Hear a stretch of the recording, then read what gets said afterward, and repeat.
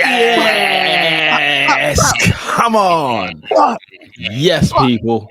Welcome to the Top 4 podcast. My name is Peter. I'm an Arsenal FC fan. I'm joined by Oscar, a Chelsea fan. Listen, I'm a Chelsea fan, but when they make me make long trips down to the south coast to watch my team absolutely put in a shocking performance, I question why I'm a Chelsea fan, guys. I question why. Did you enjoy the pie, though? Now, here's the deal, guys. Uh-oh. I did not get a pie. And this hurts me so much, because I've been banging on about how Brighton have the best pies in the Premier League. And it's true. It's a fact. Everybody I saw with a pie, they were happy inside. I could see it, right? But before I went to the game, we went to some mad Turkish restaurant and had the fattest spread of just no bread, no water, just meat. we were going in. So I've had this massive meal, and then I just was not. You left no space for the pie. I had no space for a pie, so I definitely wasn't getting one before kickoff. I thought about it at halftime, but I said that's gluttony. I'm only eating because it's there. I was not hungry at all. So yeah, but yeah. Let's get back in. What are you not saying? Wow. I'm joined by AD, a Liverpool fan. Hey, yo. Big things popping, little things stopping. Open your doors. Let the Reds, managed by Arne Slot in. Listen, man. We move. Big things popping, bigger fish to fry. All right, Don Robbie. Bigger fish to fry. It's all in our hands. And it's all because of Lee Mason. I'm joined by Generous Dave, an Arsenal fan. But, you done, no? The man, big 3-4. Big 3-4, man. Just finishing off Yes! the chocolate cake, bro. You know what I'm saying? Birthday cake. Birthday cake. Appreciate it, guys. Leading up to my birthday, Arsenal let me down massively, mate. It's a bit of a stinker, but Super Bowl, Kung Fu Kenny, blood, came through, blood. 1:30 in the morning, blood, was lit, blood. Muscle on the beat. And I'm joined by Rubinho, a Manchester United fan. How can I forget? Go on, Robin. Finish. Since this is a football show, and I am the only football team going through into the fifth time, there's only one thing to do. I can sing a football chant. Harry Maguire, Harry Maguire, effed off Leicester for Manchester. His head is effing massive.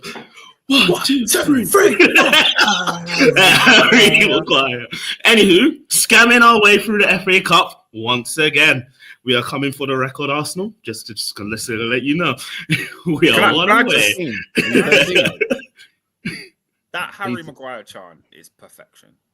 I only knew the England version. I thought that's the United version. The United version is effed off Leicester for Manchester.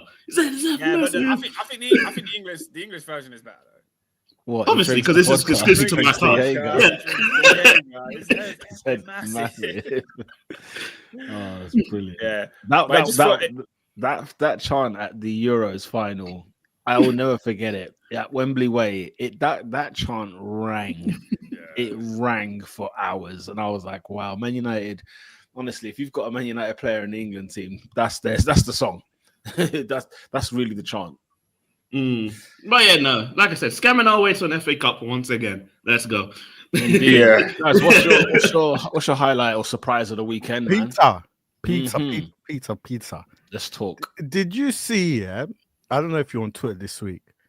Did you see Montoya? Oh my gosh. Okay. Montoya, Postama. It's not one Pablo Montoya, surely. Of course, I was about to message you, bro. It's not one Pablo. No. Nothing to do with one Pablo. Thank God. Okay, that's good. This is what we call TV excellence. Guys, you see the Spanish, Peter. You see the Spanish. You thought England know how to put on drama. You got EastEnders, Coronation Street, MNL. What else? What else do we have here? What? I mean, Hollyoaks, a little bit of that. Brother, the Spanish. Hey. No, What are they cooking up over there? Yeah, there's this show, yeah. There's a show in Spain called Temptation Island, yeah. That's already a recipe for disaster. So here's the clip. I've never watched the show, yeah. This is a trailer. Right. The brother standing on he's standing in front of the screen. They're by the beach, innit? Yeah. He's looking at the TV monitor, yeah. And I think you can see a girl that he likes, or was his girlfriend? I don't know. Girlfriend. It was his girlfriend. That was his girlfriend. Right, confirmation. It's his girlfriend. So it's like a Big Brother setup, yeah. So the island is like a mile or two down that way, but you can see it. He's over here with the presenter watching the screen. He's speaking Spanish. Blah, blah, blah, blah, blah, blah. The girlfriend's in the bedroom with another guy, blood. They're sitting on the bed, yeah. And he's just screaming, por favor, no. No. Clothes start to come off, blood. My man starts grabbing clothes, doing the Hulk Hogan, everything, yeah. He's And losing at one point, he's losing it, crashing out. They've gone under the sheets, yeah. Hey, this guy's taken off. Like he's taking off. He hasn't seen the whole thing, by the way. The ocean is right there, Pete. When I say he's by the beach, the edge of the sand, you can see the waves coming. He takes off screaming, blood. That said, he went to the VAR screen and saw her doing a mountain. It was a mad thing. And the presenter, yeah, is running behind him. The presenter is Montoya, por favor, Montoya, por favor. He's gone. He's free. But you know, so I saw a TikTok about this afterwards, and apparently that's the premise of the show. So like couples go in together, and then they separate the guy in one villa and the girl in another villa, and then single people go into those villas. And the whole point is that they're trying to tempt them to make them cheat. Right. So apparently she saw a video of him getting a lap dance, and she said, "Oh, you're cheating? Cool, watch me." No, but Oscar, do you know what makes it worse? She went mad at them. No. Do you know what makes it worse? With the lap dance that she saw, do you know why he received the lap dance? Because he saw the girl kissing the brother in the pool. Oh, so the pool was the first. So the first thing. Watched the whole episode. I didn't know this. I was invested. We need that context. So the girl kisses thingy in the pool. So he crashes and actually kicks the screen. So he's like, all right, cool. If she's doing a mad thing, they go into thing. And the thing is, the lap dance is part of a game. So think of it like a Love Island thing. It's not even like he's gone. He's taken a lap dance, but did nothing. They showed the girls. She said, okay, I'm going to take up to 100. And when we say we did the mad thing, we saw it on TV, Pete. We saw it. Let me tell you. He's part of like this, and the way they've edited it, yeah. Hey, blood, the guy they're going in, but the shenanigans full blown. Now the crazy part is, yeah, the contestants, the rest of them, yeah, can hear him. There is two in the pool. There was two of them in the pool, but they were up to shenanigans as well, blood. Yeah. What is going on here? You see that? I can't watch them kind of shows. I can't. Even watching watching the clip. A1. I had my head in but the thing is, and do you know what? Yeah, do you know when I first saw it? I saw it on the algorithm. Yeah, this video kept coming up on my timeline, and I pressed play, and they're all speaking Spanish. So I'm thinking, what is Elon Musk doing with my algorithm? Why is he showing me these random videos? And then, like a day later, I saw people I know interacting with it, and I was like, oh, so everybody's seeing this. It's not just me. But yeah, no. So obviously, he was running so fast, the cameraman couldn't catch up, Pete. They had to keep switching cameras. That's funny. He was struggling. Anyways, he gets to the thing is, and you can't even go to the other villa. It breaks the rules. So he's already broken one rule in breaking into the woman's villa. No, but that's pain. They will stop him. Yeah, no, I couldn't. That's pain. But the thing is, he didn't even see the full thing. That's the worst thing. He already took off before he saw the climax. Hey, whoa. He did. He did not wait. He did not wait. And then, do you know what was bad? She initially said, "You know why I did this," and then she started crying. Said, "Now I want to take you back." And this is fresh. Like she's been caught. And then she said, "Now I want to take you back." I'm sorry. Okay, I'm like, okay. Question, guys. Then, so who's had the howler? Is it the girl or the guy? Everyone involved. No. Listen, but the girl retaliates to what Montoya's done, right? Hey, so, like, hey. do you know what I'm saying? Who has the bigger L? Is it Montoya or is it the girl? No, bro. The girl. I would say the girl personally, but he's crashed. His crash out was mad, bro. When I say, not them skinny shorts, bro. He's pulled them. Yeah, but it's also he's in a valid pain. He's in pain. No. It's the valid crash out. No, do you know what makes it worse? Yeah, it's the It's a very valid crash out. Hey, the presenter behind him chasing him just makes it. I said no. It's like all the Spanish. Por favor, tranquilo, calma, Montoya.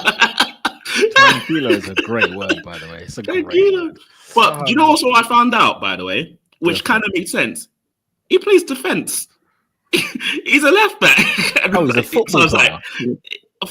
In his spare time. So he runs down the wings. I said, I knew, because the pace he was going, it was like he was chasing for the final third of the ball. Guess what? Because I'm like Oscar, yeah? I was completely out of the loop. I'm seeing Temptation Island, seeing things in Spanish, seeing Montoya. So I automatically thought, what's the ex-Barcelona right back done? I was thinking. And then they were like, he's even a defender. I'm like, of course he is.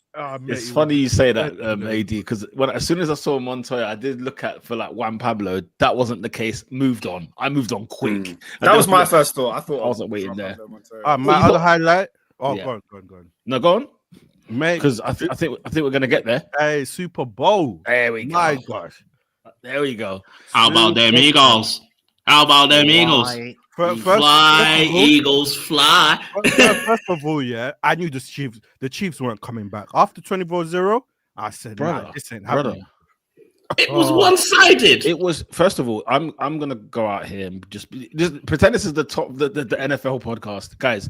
This was the biggest upset in Super Bowl history. Stop, Peter. Nah, Super Bowl history, and the biggest crashing whitewash. Don't let the score fool you. Don't let. It's fantasy. The final score because it was 40. It was 46. Let's put it that way. It was 46. That was the score, and then Kansas just went for broke really at the end. But like they got absolutely. I've never seen a beating like this. Not in a Super Bowl. Let's not lie. Yeah, I've been watching the NFL all season. I think this was coming. I think they got away with it for so long.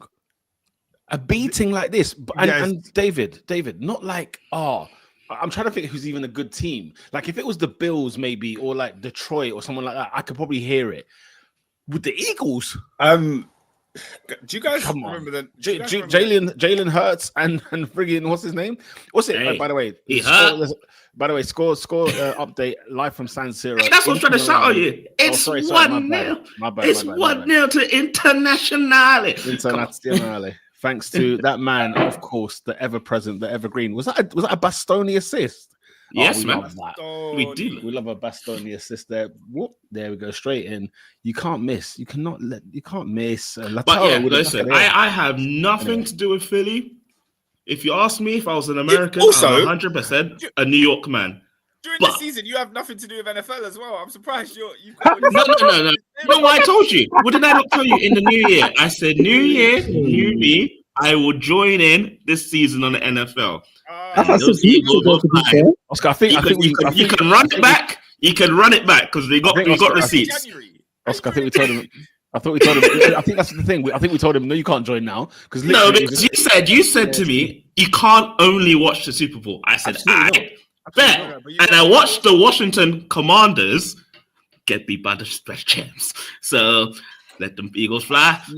Yeah, I guess so. I mean, look, on one hand, I kind of wanted to just see greatness. I wanted to see Patrick Mahomes win it. I wanted him to get the three-peat. First NFL team in history to do 3 in a row, right? I was happy to see that. I didn't mind seeing that. The only story I had for the Eagles was 2 things. Yeah, number one was Saquon Barkley getting a win of the Super Bowl after getting dumped by the Giants, but the Eagles are a divisional rival for me, so I can't be supporting them, man. Even if it was even if they played the Patriots, I would have gone probably Patriots just to see Tom Brady be great. That's it. Yeah. But my only association with Philly is the Eagles. The rest of it, I've watched many Eagles game. I've never been that enamored by Jalen Hurts. The thing is, I actually liked them from their previous Super Bowl win. I actually was in favor of them. I was like, okay, this is a team I can get behind. Yeah, but what I mean is this Hurts guy. He's good. But he's good. But you know what it is though? Special quarterback. He's not a special QB. Do you know what it is though? I think when I watched it, I said this is just a team. There wasn't standouts. This was like wait, you guys are missing the main. You guys are missing the main point of this Super Bowl. In the 1998 World Cup, before the game, Ronaldo was in the hospital. Yeah. This is what happens to Patrick Mahomes. There's no way he turned up to the Super Bowl and put in that level of a stinker. Bro. No, Oscar, I couldn't believe it. I couldn't believe it. They couldn't block for him, man. They blocked him out. They said he's not going nowhere. They gave a lot of credit to the Eagles' defense, but the thing is, I feel like the Chiefs just had a bad day at the office all round, because even towards the end, they started throwing the football in actual good space, and literally they got their touchdown. But you could say that because the Eagles knew, was like, all right, we're done. Nah, man. I'm sorry. Yeah. Like even if you think that they're done, bro, the touchdowns. They did the Gatorade pour with 3 minutes to go. That's crazy. I can't hear you. Say that again. They did the Gatorade throw with 3 minutes to go. Yeah, that's crazy. I didn't understand what was going on there. I thought my TV was glitching. We fast forwarded to the celebration, then we came back to the game live. No, they said we are done. They said we are done here. Can I just say something? Yeah, ITV need to be banned from presenting Super Bowls. First of all, that's a stinker on you. I feel like we did this last year, David. He's right. I feel like me and Oscar did this last year. That's a stinker. Where am I supposed to think? I couldn't go to Sky Sports because Ocho and Uche and thing were on ITV. Who was on Sky Sports? You should have had the Zone. The Zone was the place to go. On Sky Sports still. Nah, to be fair. I switched over to. I went over to what American channel did I have? I had ESPN, and I was just like, it's not giving me. I wanted that American feel, but I thought I went back to Sky Sports because they still had like all the panel commentators were Fox, so it was cool with me. I'll take that. Let's call a spade a spade. ITV have made the worst commentary decisions in the history of the sport over the last 4 or 5 years. They've been absolutely shocking. What do you mean? Wow. From getting rid of Clive Tilsley as their number one to move to Sam Matterface, that is the most disgusting stinker. Then winning the rights to the Super Bowl, because remember it used to be on BBC, yeah? They won the rights over the BBC. It did, and now they show it, and they use Darren Fletcher, bro. Darren Fletcher as the commentator. Yeah, do you know what it is now? I remember this because we've talked about this last year or the year before, and I said you guys have all had a stinker because you choosing ITV is on you. That's but like I didn't want to watch it on a stream, innit? So I was all right, the Zone. The Zone was the one. I think last year was it not both on BBC and Sky? And it was just on terrestrial TV. It's just ITV. Interesting. I thought it was on more than one. And when it was BBC, it was basically like an American channel. I think it was NBC, but like BBC was showing. Yeah. It was an American broadcast, but they were just streaming it. Whereas ITV, it's their broadcast. Like they are the ones. Give me my American Fletcher. Darren Fletcher, bro. That's a stink. Listen, I don't want to see Darren Fletcher when it's West Ham versus Fulham on a Saturday. Let alone. Who was on the panel? Why would I want to see him at the flipping Super Bowl? I don't mind him in football. I think he gets a bad rap in the Premier League. I don't mind him in football, to be honest. I think he's a good commentator. There's like four better commentators than him. You don't ask a netballer to commentate on football. Do you know what? So why are you getting Darren Fletcher? We've gone down a rabbit hole here because we should do an episode about commentators or random football stuff like that. Well, random football jargon like that. Let me just enlighten the listeners. Yeah, this is an FA Cup round weekend. Certain teams were not even playing football; they were in Dubai. So we're gonna breeze through the FA Cup quickly. But this is an opportunity for you guys to get your questions in the comments. Absolutely. We're just gonna talk. It's an open pod. We're just gonna chat ball like we always do. But we might veer off into other topics. But big up, go ahead, Pete. Big up the Super Eagles anyway. Super Eagles. Big up the Philadelphia Eagles. Winning the Super Bowl. And you know what? I was just thinking, I was saying to Benita earlier, I was like, what do these lot do from now till August? Like another thing. They've got the easiest life, surely. But that's another thing. Because you know how Americans are all great on marketing and building up atmosphere for an event. There's two things I got to criticize them for. One, the NFL. Everybody watches the Super Bowl, and about 30% of that audience gets into it, and they're like, oh, maybe I should start watching football. When's the next game? September? Yeah. How do you think that? It's the longest offseason. The dust is gone, isn't it? Ever. The dust is gone. There's no other sport where you have to wait from the finale of the show all the way down to the end. And the second thing I need to complain about is Super Bowl. Like I said, these guys, Americans know how to put on a show. Yeah. Everything they do is grand. The national anthems, the confetti, the pyro, the throwing the Gatorade on the coach, all that stuff, yeah, top tier entertainment. But you know what they suck at habitually? Why is it anytime a team wins a trophy, the trophy presentation is so trash? It's dead. The worst. It's trash. It's trash. The worst. They just hand it and then they just walk off. It's mid. They hand the trophy to the owners. Yeah. What? That's peak. They hand it to the owner of the club. They don't even hand it to, Jalen Hurts, the quarterback who won the flipping Super Bowl. Hand the trophy to him. He should then hand it to Saquon Barkley. The players is who we're here to see. We're not here to see the owner of the flipping Eagles. Bro. I mean, the very fact that give a damn about Arsenal. The very fact that Roger Goodell is the man that hands it over, who's like, the head commissioner of the NFL. You could tell it's just a billionaire boys club. Do you know what I mean? Between him and the owners, that's all it is. It's just a bunch of billionaire boys club. And hey, man, how about 2 cigars later on tonight? Yeah, sure. But Barack is saying, they are franchises at the end of the day. Yeah, but that's crap. Franchises it's nonsense. We see the players. Arsenal won the Premier League, and they give the trophy to Kroenke. You're getting that's Baraka's point.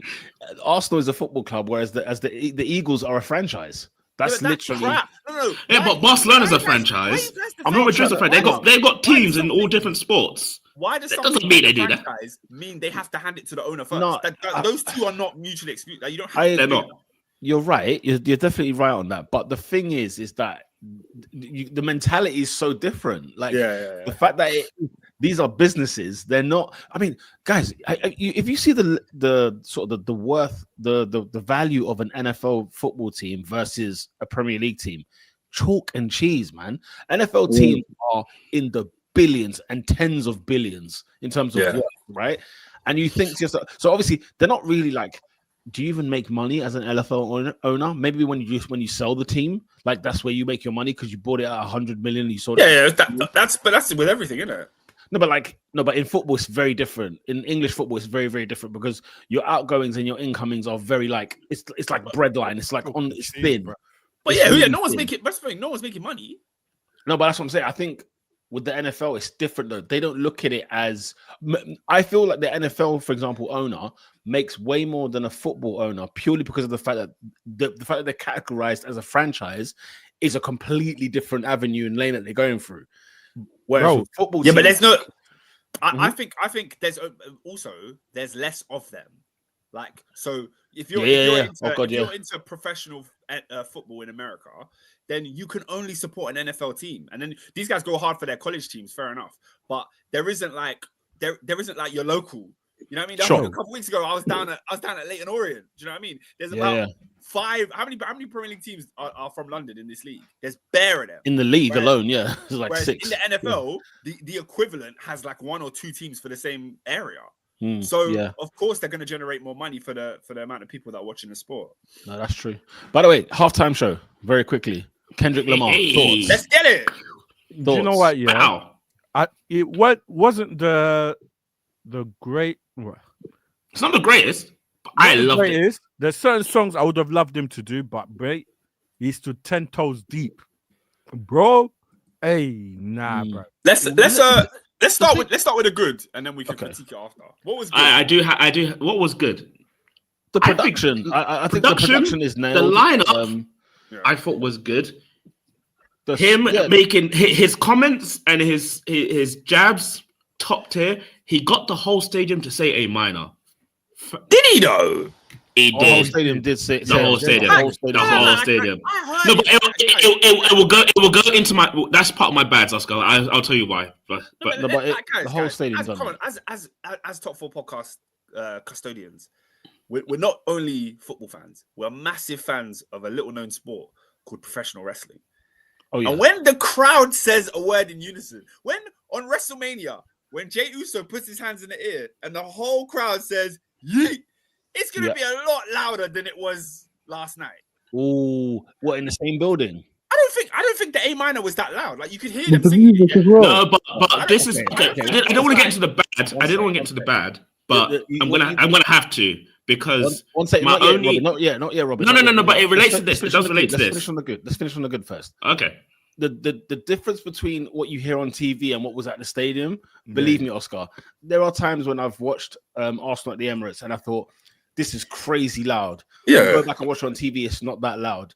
The fact that you even get to notice the A minor in that thing, believe me, it was a different level. It was a different. I don't know. It's not like it was in a stadium that had the sky open or anything like that. It was in a compact. But Pete, even the other day when you were at Emirates, when Thomas Partey scored, and you go, Thomas, I can hear 60,000 people saying Partey. I can hear them all clear. No, but you know what, Oscar? Didn't slap like that. Okay, but I think you're underestimating how loud the Emirates is now. Because obviously when you went, it had its moments, but it wasn't loud at all. But, I know it's loud. The fact that you heard it loud on TV is just to show you, bro, if you imagine what it was like in the stadium. Like I'm sure you watched the. I'm saying it's way louder than you think. It's way louder than you think. I'm watching both on TV. I know, but like, so WWE commentary, the crowd is part of the presentation. I almost said presentation. It's part of the presentation because it's that whole thing. It is that pop. You're trying to get that reaction. You're trying to get. It's almost like they've got mics on top of fans just so we can hear. But ain't that the same? Ain't that the same with football? Absolutely not. No. Absolutely not. Absolutely no. Not. As in Premier League football. Ain't NFL the same as Premier League football? I know what you're saying, but yes, to a degree. But also, let's keep it a stack, right? Go rewatch that video. And then I rewatched it. I've rewatched it. Sports and watch the video of Thomas Partey's goal and hear the Arsenal. Bro, the tweet is there. I think I think English fans are a lot more aggy and aggressive with the chanting. That's what I'm saying. Say Americans are, but but American fans, but it's still loud. That's still very, very loud. Okay, Robin, what did I put in the chat when during the game? I said I can't stand that damn Fly Eagles Fly song because I could hear them fans singing it. Oh. I could hear it through the TV. Yeah, you could hear it. But they were playing that. They were playing the track though, so you heard a lot of the track too. They were playing the track. Yeah, they were playing the track. No, they were playing the track too. So there was a bit of SW6 stand down. Look. Listen, I'm an objective critique. You know what I mean? Anywho, Oscar, nothing. Mustard. That was amazing. Mustard. Him staring at the camera saying, "Hey Drake," with that evil smile. I said, "Yeah, that was the best." I said, "You know what? He's won." You can't even. Can I just say two things I absolutely loved? Yeah, in Peekaboo, when the song starts and Kendrick goes out of frame and then he pops up as it says Peekaboo, that was phenomenal. Then the Not Like Us bit where he's just going around in a circle and the camera's following him. For me, that was the best visual of the whole thing. Obviously, we're all gassed because he's actually performing Not Like Us, so that part is sick. But then visually, how it looked was incredible. Do you know what? With that song though, it's such a banger, but it's so overrated at the same time. I've never felt. I know what you mean. It's so overrated. Do you know what I'm saying? Do you know what? Yeah. Would you say it's overplayed then overrated? If that makes sense. How can we forget? Serena No, I was going to bring it up. Serena Williams. We ain't forgot. Oh, I didn't. I was going to bring it up. Wait, hold on. Not Like Us is not overrated. excuse you? Do you know what it is? I know what Peter's saying. So I said, that's why I said to you, do you think it's overplayed? It won a Grammy. Yeah, no. It definitely shouldn't have won as many as it won, but it should have won one Grammy. It should have won Best Rap Song. It deserved to win that. Guys, you're missing the whole point. This song was meant to last a summer. It was actually meant February 25. We're still here. We're still the still biggest here song in because hip-hop. my man refused to humble himself. This is why we're here. Fez. This is I why can't we're lie. here. That was meant to be left in 2024, but no. We still would have been here. We still would have been here. Do you know what? Kendrick's had has had a crazy week. I mean, after Man City on Sunday, then the Grammys, and now this week, this guy's had the greatest week of his life. I was chatting to one of my guys at work, and he was like, "Oh, I saw Kendrick perform Stay Humble. What, do you think that was because of your brother?" It was he wasn't gonna do it until you played it. Do you know what's funny though? There were a few songs that I thought he would do. You know what I mean? Like I thought he would do a bit more. Just like when he did the Apple Music, like his thing in LA. Do you remember when he did that concert in LA? Yeah. And he Kenny and Friends. He did some some bangers in there. If I speak now, I genuinely really, really enjoyed this performance. Yeah. I was very disappointed that some of the songs he chose. I think there was too many songs from GNX. There was bare good Kid Mad City songs. Yeah, he had to have GNX in there. The thing is, Mad City was not going to get played. I knew it wasn't going to get played. He didn't perform Mad City at the Super Bowl. At the Super Bowl, yeah. True. That's a Super Bowl song. Like, true. And I'm surprised he didn't do the track that way. You know the one when he talks about Lil Wayne? Because I thought that would have been perfect. Do it in Louisiana, in New Orleans as well. I thought that would have been brilliant. Is that? Ain't that? I don't know. Something. Irony. I think my hard work like Lil Wayne down. Yeah. I don't know. Is that the? In fact, I think he did the song, but just not that part. That was the only disappointing thing for me was the amount of parts of the tracks he left out. Because even with the Peekaboo one, right? Like, was it the boom bap bam? That should have been in there, and I can't believe he left that one out. He let that one go.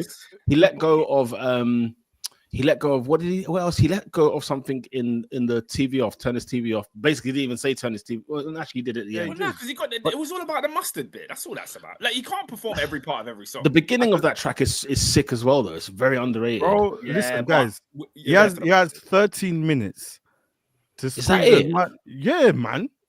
It felt like it was. But the thing is, just because when you listen to the premise of Mad City, there is no way you can let that run off. There's no way. How did he not perform that? Plus, you know he has to do a clean version. Certain songs. Yeah, that's what I said. Certain songs, Mad City, you can't do that. Bro, he did not like us. He did not like us, bro. Clean. That's not clean. He everything clean. He removed all the N words. He removed all the swear words. Bro, he did it clean. He could have done it. He should have. He should have. Also, I mean, what was the other thing? I was trying to remember what else that I've forgotten about in that thing. But have you noticed lately, like, obviously, the last few like Super Bowls have just been like black artists, and I'm just wondering, like, the NFL demographic. It's because the NFL demographic versus like the artists they put on show. I find them a bit not contradictory. That's not the right word, because I know America has a big hip hop fan base, and it's got a big. You know why that is though?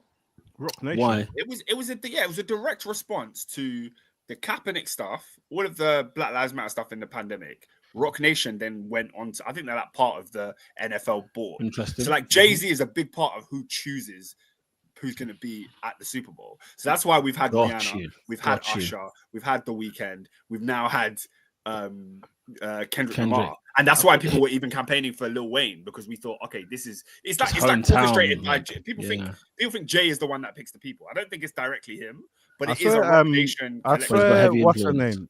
Shakira and J-Lo did one as well. Or was that before? Yeah, but I think that was before. I don't remember. I thought that was part of Bruno Mars. There was one that, like, Benita was showing me that there was one where it was Bruno Mars, Coldplay, and Beyonce. Like, that's not fair. That was time ago. That was 18. Yeah. That was 18. That's not fair. It's not fair. You can't put those three in one hit. Like, who would you guess would it be next year? If you had to guess, who would you? If it's still on this Rock Nation thing, then SZA? Not on her own, surely not. It can't be her. No, Travis, man. Travis, give it Travis. It could be Travis Travis. next It year. could Oh, be yeah. Travis. Give It it could be Travis next year. Travis. It should have been. It could have been Travis this year. To be fair, But he's But WrestleMania. The thing He's is, WrestleMania. the thing is, his album dropped. Was it like a June-ish May time, and then the Kendrick and Drake stuff kicked off straight after. So he must be. Yeah, but fuming. Travis' album was 2023. It wasn't even 2024. I thought it was 24. Nah, it was 23. Okay. I thought it was 24 for some reason. Because we went to the show at the Tottenham Stadium for that album. That's why I was like, Murad said Drake. Drake has actually turned down the Grammys 4 times reportedly. Turn down the Grammys? The Super Bowl. Sorry. Why would he turn down the Super Bowl? No. Hold on. And that's an L. First of all, you don't. All the OVO lot here did not do Drake any favors, mate. Now you got DJ Academic saying he's trying to get sued by the NFL for leaking the track list. I'm like, bro, you lot. Hang on. Let's rewind this. Yeah. Drake has rejected the Super Bowl 3 times. So this is not come out of his mouth. It's not come out of his mouth. Come out of his mouth, but credible like hip hop journalists. Why would he? As in, what are they Drake saying? has turned down the Super Bowl. Well, you never know, because like obviously it could be somebody's on tour or they're making an album, so there might be like contractual obligations as to why they can't do it. And then secondly, I just don't think Drake cares about performance ever. Drake is a mediocre performer. He's so bad live, especially in comparison to someone like Kendrick Lamar, who does so much. If you think about this, why has Drake never done a stadium tour? Have you ever seen Drake perform in a stadium ever? I think the last time it was when he was in Young Money, probably, maybe. I don't know. Even then, like Drake is so big. At one point he was the biggest artist in the world. The guy's never done a stadium tour. All of his counterparts, your Kendrick, the bigger ones, Taylor Swift, Beyonce, whoever, they all perform in stadiums. Drake performs in arenas. That's why he did the O2 8 times. You're like, why are you doing the O2 8 times? Just do a stadium. I never thought of that. Yeah, I never thought of that. He does because he doesn't put all the set design and all the time and making a great show that is worth the big performance. So that's why I think he's turned down the Super Bowl personally. Wow. Because we need that Drake next year. We need Drake next year. That's what we need. I don't think we need Drake. We need it, man. We need it. Oscar, if he drops like 2 bangers, bro, the recovery is long, bro. It's a long recovery. It's a long recovery. I tell you what, you get Super Bowl or at least the halftime. Was it Christmas or Thanksgiving set like Beyonce had? Yeah, I mean, I don't know. Something. So before sorry, there's a couple more comments that I missed one before. Can I just say? We skipped over Serena Williams. We can't do that. Because as in we can't skip over, as in you're bringing it back, but as in we can't do that. We can't. And Mirad, they used to date. If obviously, and on sending shots. How many man has this guy? Wait. This what I don't understand. Yeah. Well, first of all, it was so funny because there's that Kendrick line in Not Like Us or Euphoria where he says basically we hate the women that you are with. Basically. Oh right. He says we hate the girls that you whatever. Yeah. And he's on the Super Bowl with SZA and Serena Williams, 2 of the women that Drake has been with in the past, which is hilarious. What Drake was? I didn't know he was with SZA. I had no idea. Yeah. He's been with Bear Man. If there's a woman, but the thing is with that, That's true. Yeah, especially if they're on the come up. Stop putting up Serena's husband. That's why he got a bit mad. Better not speak on. Yeah, he dropped a line about Serena's husband on one song, but. They dated. Her crip walking is hilarious. That was hilarious. Yeah, just like Wimbledon. Here's my issue. Yeah, what was here's my issue. And this is when it just reminded. I was my head turned around and I said, "Where is Peter?" Because some of the songs, the sound engineer. Hello. Oh, hold on. Stop. Some of the songs, the sound engineer. Where are you? Stop. What channel were you watching on? I was watching The Zone. ITV's audio guy. The minute I knew it was going to be a howler, it went black. Went black, and then no sound at all. I was like, this is going to be a stinker. Do you know what? Yeah. So the sound. I mean, you know what I mean? The sound. There were some songs I said, why is it quiet? What is happening here? It should have had that belly. You know what I mean? Like, it should have had that belly. Yeah? You see with these international events, if you're not got that direct feed, it's long day. It's long. You No, but even so, when you look back on it, need the feed. I'm telling you, if it's not direct, like Fox News, Fox Sports, bad, had the direct feed, blood.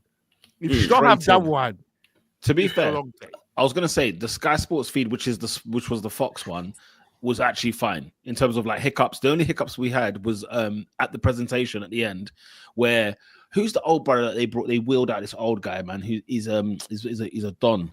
They brought him out anyway, and he was like talking to the owner about winning the Super Bowl, then talked to the coach, and like the audio was off, man. Was off. The audio was out. The sound engineer. I said, what is going on here? It's crazy. It's crazy. Anyway, is that all for the Super Bowl? Is that all for? Come on, let's guess. Who's next year's halftime show? I'd put money on Travis. Yeah, do you know Travis what? Is a good one. Where Travis is it next year? Very good. Where is it The next year? Eagles. I'll allow it, man. It's not Eagles. Super Bowl 60 next year. Who is hosting it? It will be in Levi, so San Francisco. So it's a West Coast 50. one. Is it 50? Oh, why am I? Is it 50? Was it 59? No, it's 60. Okay. Yeah, this was 59. I don't know why I had 49 in my head. No. So Kendrick should have had. It could be Taylor Swift.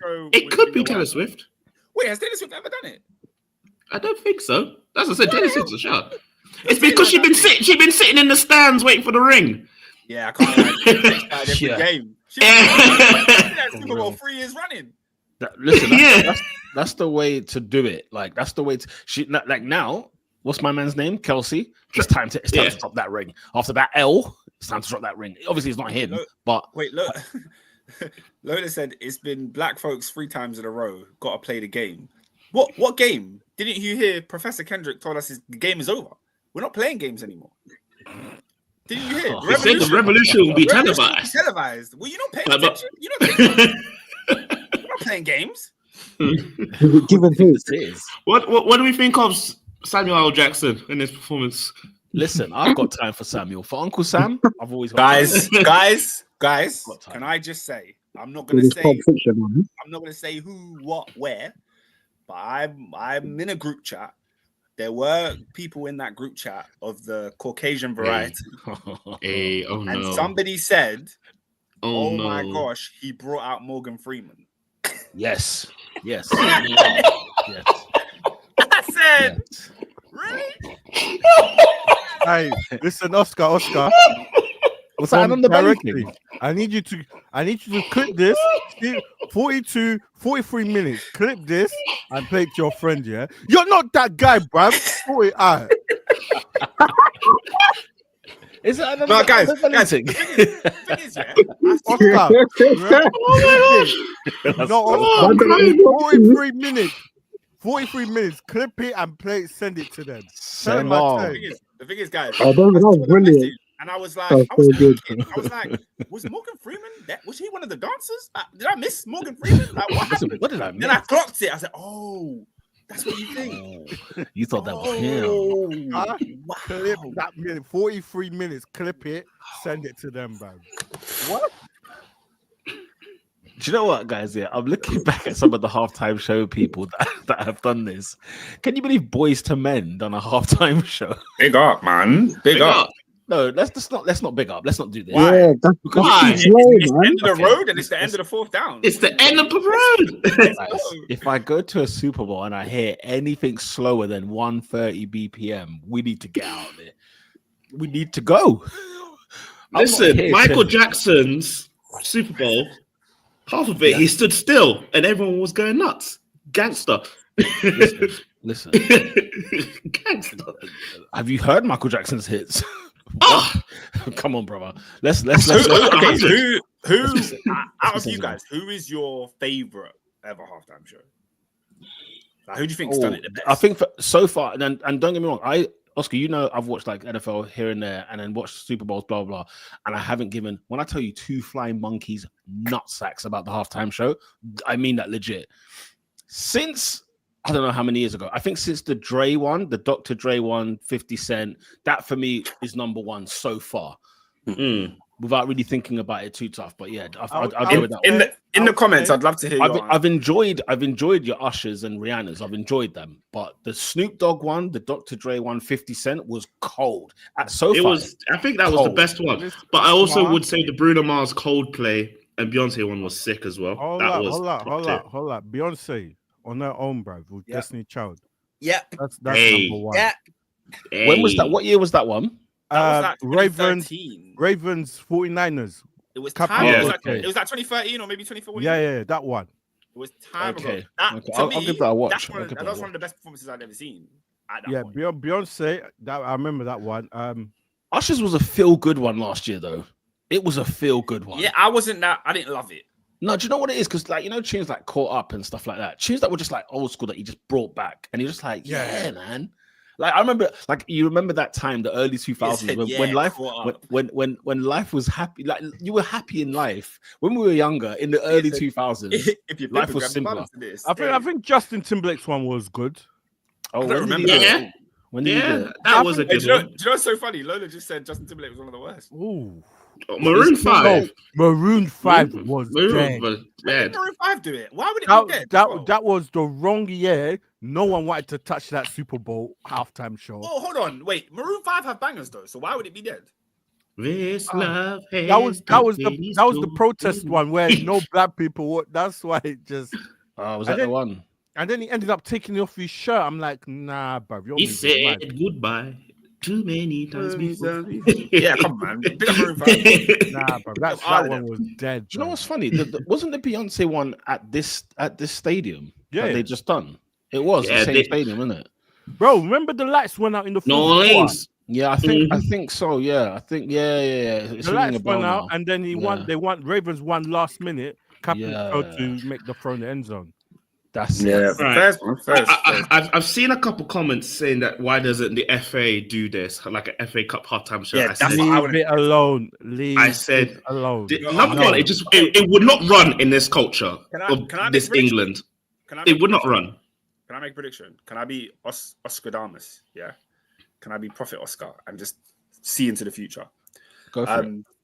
Because of the nature of this performance and the Not Like Us and Kendrick Lamar performing at this Super Bowl, I think we are going to see the first ever halftime show at a World Cup performed by Drake. That's my prediction. World Cup, I would understand because it's in the US. The one in the US, Canada. One like it's hosted partly by Canada. Oh, yeah.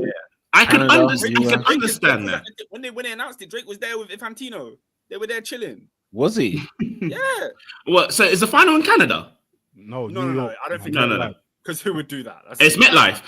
It is 100%. But as in Canada, Mexico, USA, it's all of them are hosting it. So either the opening ceremony or the final, I think Drake's. It'll be the final. The final in New York, New Jersey. I'll tell you what. Watch it be Alicia Keys because you were here in New York. Yeah. I don't mind it pre-Champions League final. I don't mind that. Even then, I'm not the biggest fan. Guys, leave football alone, bro. Because you can't say that, Adrian. You were loving up Dua Lipa. Once the first half one is kiss done, is all it takes. once the first half is done, everyone's going for their pints. Once the first half is done, everyone's going for their pints, bro. I lie it, bro. No. That's a big difference what you just said there, David. Because at least people drink in the stadium in the Super Bowl, like they drink in their seats. So that's a big but David, I don't think that's the case for major finals. Like I feel like that's in a regular game. Yeah, people care about. I need to get to the get my drink and then come back. But I feel like when you go to like a big final, you're kind of there for the spectacle. I see it when I go to FA Cup finals because they did the pre-show. It's not like you're drinking 5 minutes before kickoff and then you run in the ground. People are in the ground 10 minutes earlier. Yeah. Who performed in the final of the World Cup in 2024 or 23? Last one. What's her name? I swear there was a pre-show. Yeah, I swear there was. She got booed out of the building. It was the Havana girl. What's her name? Oh, yeah, that was, she did it. No. She did the Champions League final. That was before. She got booed out. Oh, she did Champions League final. I swear there was like a pre-show. I'm gonna have to look this up. You don't think there was a pre-show in Saudi or Qatar? Sorry, in Qatar. Mrs. Saudi. Better cover. I don't know. I don't think there was. I'm I telling don't you. think so. Listen, football. What's the I'm first- sure I they need did. my- Someone I in need the my commentary. fireworks. It'll be a I DJ Getter need- or something I like that. need my commentary, bruv. I need to. Yeah, I need actually, my do you know what? By the analysis. way, David, actually, I tell you what, I don't mind as long as it's not a DJ. I don't need the EDI, EMD, whatever they're called. I don't need any of them DJs. Yeah, Van Halen and whatnot. Yeah. Oh, all can that- we speak about this? Can we speak about this? Because Yeah. obviously last week Monday I was on the podcast. I was here with you guys, but I got messages from my friends that were pitch side at Stamford Bridge. Chelsea go in at half time, 1-0 down to West Ham. The club bring out a DJ. Yeah, I saw that. Was it a female? That's this. Yeah, that's Yeah, it was a disgraceful. female. Yeah, That's I not, saw not, that. not because she was a female PR. That's not why I was. You had to clear that up very quickly. It's disgraceful. Because why are you bringing out a DJ trying to hype up the crowd? What is that? We're 1-0 down against West Ham. No, but Yeah. wasn't it the same West Ham when they were like, what, 4-0 down City? And then they brought out a DJ to try and hype the crowd up. Hey, big up Tony, bro. That's my guy, bro. Big up Tony. He's sick, man. I love There's his always stuff, man. there's always a DJ at the Hammers. So Isn't it the same Don? One Ain't it the same guy? thing I will say that's different about us, our fans and American fans is we cannot stand change. Even if it's good, even if it leans more towards what we want, the idea that something is changing automatically gets backlash. Americans are way more adaptable to it, that's for sure. But also, I think it's just part of our culture. All we care about is the football. That is all we care about. first half, We came to see the football. first half. None of For those in the stadium, you get your pint. The ones at home, I want my analysis, bro. Break it down. When I tell you, I tell you what, guys, American analysis is some of the greatest. It's up there. I binged on some of that analysis today, and after the game as well. I was. Do you know who's the GOAT? He was a GOAT player anyway. But Tom Brady's analysis. Tom Brady's analysis, bro? Is so good. Nah, It's so good. If you don't Tom understand Brady- NFL, watch a 10-minute clip of Tom Brady explaining something, and you'll Tom get Brady You'll get it on a is deeper level. elite when it comes to the anal, mate. Top notch. SW6 right. says like the video. Everybody like up. Smash the Where we likes. go next, guys? Where we even going? So we actually talk about football. Let's talk Match some day. football. Look You can tell a lot of people went out of the FA Cup this weekend. Let's start things off with Plymouth Argyle knocking out. Oh, it's the been best a team great in the team. world. It's been a great weekend for teams in green. Come on. It has been indeed. Plymouth beating Liverpool in the FA Cup.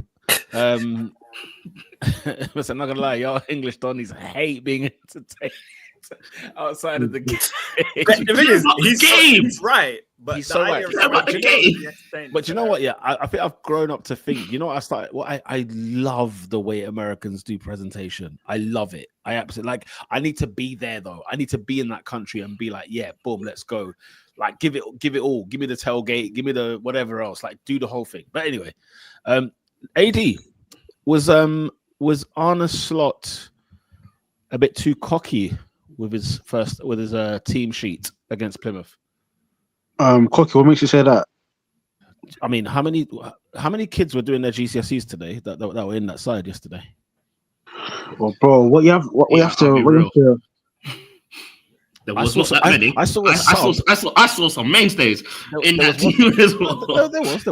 But I saw a guy come off. Me and Michael were watching the game, and so we saw this kid come off. We were like, "Who?" And he came off for another guy. We were like, "Who?" Like they brought on one youth for the next youth, and I was just like, "What's going on here?" I think one of them's called Trent. Ironically, I thought he'd come on. Kenny Doherty, Yeah, whatever. Yeah, he come on, and then I think he came off or came on, and reverse. Yeah, that's what I mean. I mean, he put out a weekend side. I get it. Plymouth are the worst team in the championship right now. They conceded a lot of goals. Remember, Rooney was there for 8 games or something like that, and got sacked. Peter, can't I don't think there's an excuse. I don't think there's an excuse for this. Do you not think Arnie kind of walked to Plymouth and said, "Yo," you know what I mean? Yeah, no, that's exactly what I think. But I want Adrian to say his point. Go to Adrian. Why did you lose the game? Talk to us, man. Listen, first things first, right? If you want a rant, if you want something explosive, if you want effing and blinding, then this isn't the AD for you tonight. Quite frankly, guys, I don't give a toss about I don't give a toss about that game, right? Neither did Arne Slot, neither did half the guys there. We're on a collision course to hell. We've got 5 games in 15 days to shape our destinies, to shape our lives, where we can make ourselves legends. But first things first, big up Plymouth. You know, they done what they had to do. Realistically, I do think that whilst it was a weekend side and Rice Slot was obviously resting players, I think there was more than enough quality in that side to beat the worst team in the championship. And they're the worst team in the championship by a country mile. You know, the goal difference is minus 33, I believe. They're gonna get pumped on the weekend. Yeah, they're gonna get pumped by Burnley or whoever the hell they're playing. You know what I mean? Exactly. Yeah, but honestly, though, guys, I think it's just one of those ones where it's poor day in the office. But ultimately, sometimes I think I left that game thinking sometimes you got to lose a battle so you can win the war. I think when we're getting into the real meat and bones of the season, and if you look at last season and this whole quadruple frigging gimmick that people like to play, what happens? You know, ultimately, I think, you know, we picked up loads of injuries, and I think ultimately we crashed and burns. Even on Sunday, what's his name? Joe Gomez goes down. And you're thinking, okay, that's not necessarily a big deal. But hang on a minute. If you've got 5 games in about 15 days, and you've got Ibu Konate, you do the friggin' maths. So now it's probably going to be a thing where now we're going to have to ask, you know, Jarrell Kwanzaa, who's gone down in estimation, to come in at a crucial time in the season. So I think ultimately, guys, obviously it's disappointing, and I don't even necessarily think it was even a disrespecting. Slot has to rotate his players. You know, we played in a cup. By the way, guys, we're in a cup final as well. Let's not forget. You know, we played a big game against Spurs. No, we played a big game against Spurs on Wednesday. Oh, yeah. We played a big game. We played a big game against Spurs on Thursday. By the way, none of those guys played on Sunday. We're then going away to Everton at Goodison Park for the final time. By the way, to try and take this league over the line. So whilst Arsenal are laying on a beach on a hammock in Dubai and Salt Bay stuffing meat down their throats, we're down in Plymouth. We're down in Plymouth. No, but it's true though. It's true. We had our fair share of 5 games in 15 days. Yeah, but that's what I was going to say. I was like, you're not the only one. You're not the only one. Let's just remember that. There is no, I'm not allowed. I'm not having this. Your game got postponed. Robin, you seem to have a lot to say. So what's your thoughts on that? Yeah, go on, sound off. Let me have it. I'm going to sound off because if you were playing someone like a Crystal Palace, a Bournemouth, and you lost 1-0 in the FA Cup when you did your BEC team, I would allow it. I'm so sorry. The quality between the two teams is almost unfathomable. It's like when you're trying to compare 2 sides of a Harry Potter book that has 2 chapters or 2 parts to it. It is that big of a gap. Yeah. Whoa. Yes, it's seismic. You before this game, there's a lot of reasons why people weren't going to watch this game, because even if you fielded your B and C team, we were expecting 3-0, 4-0. As was right. And that's rightly so, because of your teams are playing. You guys came in, you didn't bring your star players. Fair enough, that's fine. But this is Liverpool Football Club. The Liverpool Football Club of recently that we are coming to do what? Constantly try for trebles, quadruples. We've been hearing it. We've been hearing this quadruple talk, this treble talk. Where did you hear the quadruple talk? Remember the 2 games away? That was fairly recent. It wasn't long ago. It was not long ago. Bro, remember you said you were 2 games away, but you said this is a team that's challenging for Champions Leagues, challenging for the Prem on a regular basis as the last decade. Mm-hmm. You can't go and then say that even with players like even you got Nunes, you got Jota, you got players that can put this game to bed. Mm-hmm. Mm-hmm. And you can't break down a team that is 24th in the championship, rock bottom, with those types of players. Mm-hmm. I think, and this is when I was saying when it comes to Arne Slot, like I think he's a great coach. I think he's done fantastic. He's proven me wrong when I was thinking, okay, is it a player thing or is it like he's actually coaching? His system works. His style of play works. But respect the team that you're playing. I genuinely thought he's come in here and the way that the game was going, he thought, we're going to get the goal anyway. What makes you say that? And I'll say that because you guys did have position. You guys did have opportunities. And I thought Liverpool would score. To be fair, like the clock was ticking, and then when they put the board up for it was 8-9 minutes. So it's like the 80th minute again. I did think Liverpool were going to score. I think they were. I saw Kelleher in the box, winning headers for crying out loud. Yeah. And I just think I genuinely feel like Liverpool didn't respect Plymouth enough. They just thought this is our not our right, but acted like that throughout the game. Don't get me wrong. I think you've got definitely some valid points, and I think ultimately there's definitely stuff for Arne Slot. There's food for Arne Slot to digest. But I'm sorry, as much as it was a weekend signed, Jota, Diaz, Chiesa, that's a front line that's good enough to put this tie to bed beyond all unreasonable doubt. Harvey Elliott as a player of quality as well. We've got the captain of Japan in midfield. Absolutely. So don't get me wrong. There's obviously we're poor, isn't it? It's like, and it's basics as well. It's like Diaz, beat your bloody man 1v1 for crying out loud. You know what I mean? And even when Nunes come on, I was like, right. This is 85 million quid worth of striker, and you're ineffective against the team that's rock bottom in the championship for crying out loud. So don't get me wrong, there's a part of me that did feel like that.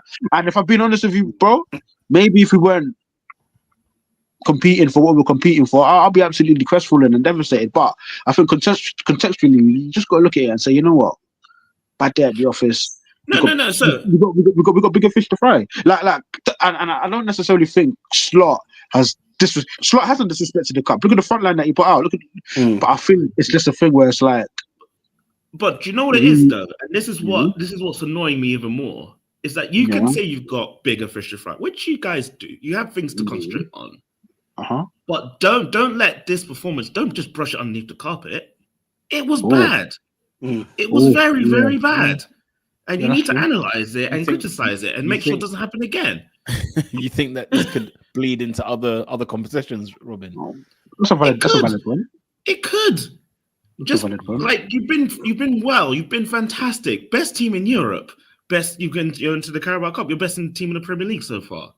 Yeah. Don't relax now until the trophies have been won. That's how I see it.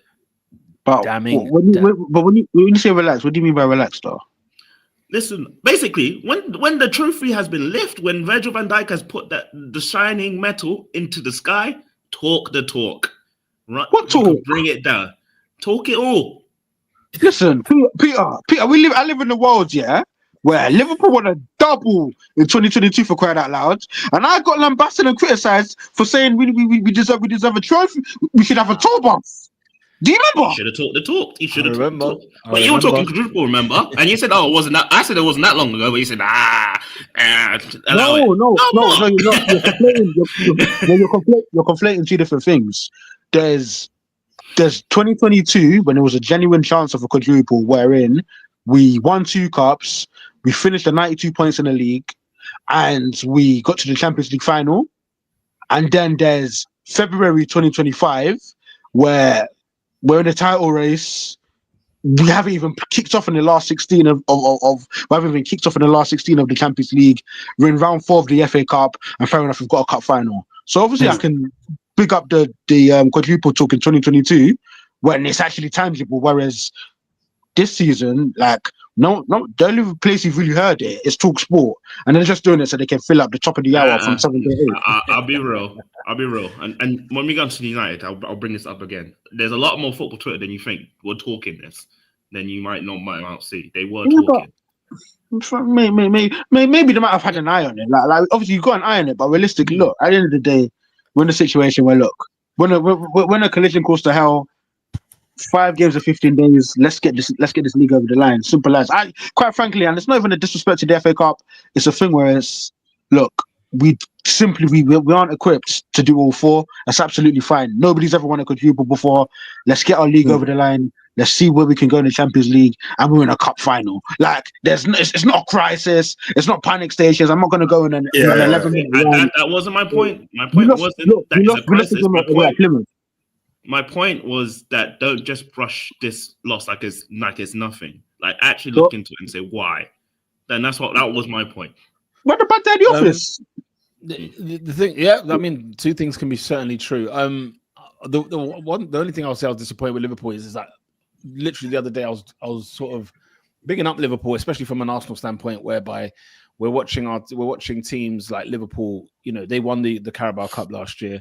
They're in the final again this year, and it seemed like a team that was fighting on all four fronts. That's the way I kind of understood Liverpool to be: top of the Champions League, top of the Premier League, best team in the world right now. And then to see them to perform, I mean, the 11 alone was a bit like, okay. But then to see them perform, even when say you think, we've got enough to get through Plymouth, that's fine. And then when the situation was actually looking worse and was not really looking great, did Liverpool really play that well to try and claw an equaliser? Sorry, I'm not sure. Now, granted, it was a penalty. Lest we forget, it was a penalty. It was a Stonewall penalty. Elliot was playing netball. I know. I was like, "What is this?" The ball. I don't know why he was talking to the referee. Listen, I think Liverpool, for me, I just felt like they just kind of, there was a part of them that it seemed like, we could do without another round. We could exactly. do another game. But form is a thing. So and also, if you remember last season when we were going for this quote unquote quadruple, what actually happens? You got dropped out. You got dropped out of the Europa League, and you got dropped out of the FA Cup in pretty quick order. All of a sudden, you're picking up injuries. All of a sudden, loss of form, loss of momentum. We end up winning 0 out of 3 cups back into the season. The only thing we won was the League Cup in February. So, what I'm trying to say is, obviously, it was a poor day at the office. Despicable, heinous, scandalous performance, especially from that front three. Yeah. But look. Sometimes you got to lose the battle to win the war. I'm okay with that. It's not like it's the quarterfinal and it's like, oh my days, semi and then the finals and then you're there. There's still a lot of football to play in this competition. So let's drop out early and keep it moving. Right, let's move along as well. Another team that crashed out this weekend, Chelsea. Oscar was actually there at the Amex Stadium or the American Express Stadium. Oscar, what were Chelsea getting up to? Seagulls. He's got the mute. Sorry, lads. Sorry. Rookie. Chelsea were putting up one of the worst performances we've seen in a long time. And I went down to Brighton, and Tahar's asking the most important question, because it's not about football.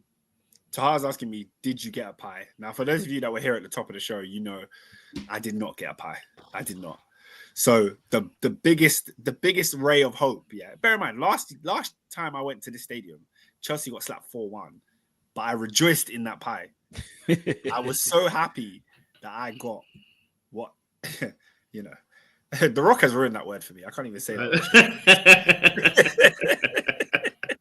Do you like pie? When I was in the stadium, I put a picture in the group chat of me at the stadium, and I think Adrian was like, "Did you get pie or something?" And I was like, "It sounded like The Rock. It did." Tahar said, "Waste of a trip if you didn't get a pie." Yes, it was a waste of a trip, guys. It was a waste of a trip. The best pie is a lot further than you think. You think, it's just only a 50-minute spread. I looked. They had a couple good pies. There was like a chicken and coriander pie. Then I think there was a meaty one. Pause. But I'd eaten. So guys, the reason I went to Brighton was in vain. Right? I'd already eaten. Now we get to the football. I see the team sheet. I see my boy Christopher and Quank. I was like, yeah, let's go. Obviously.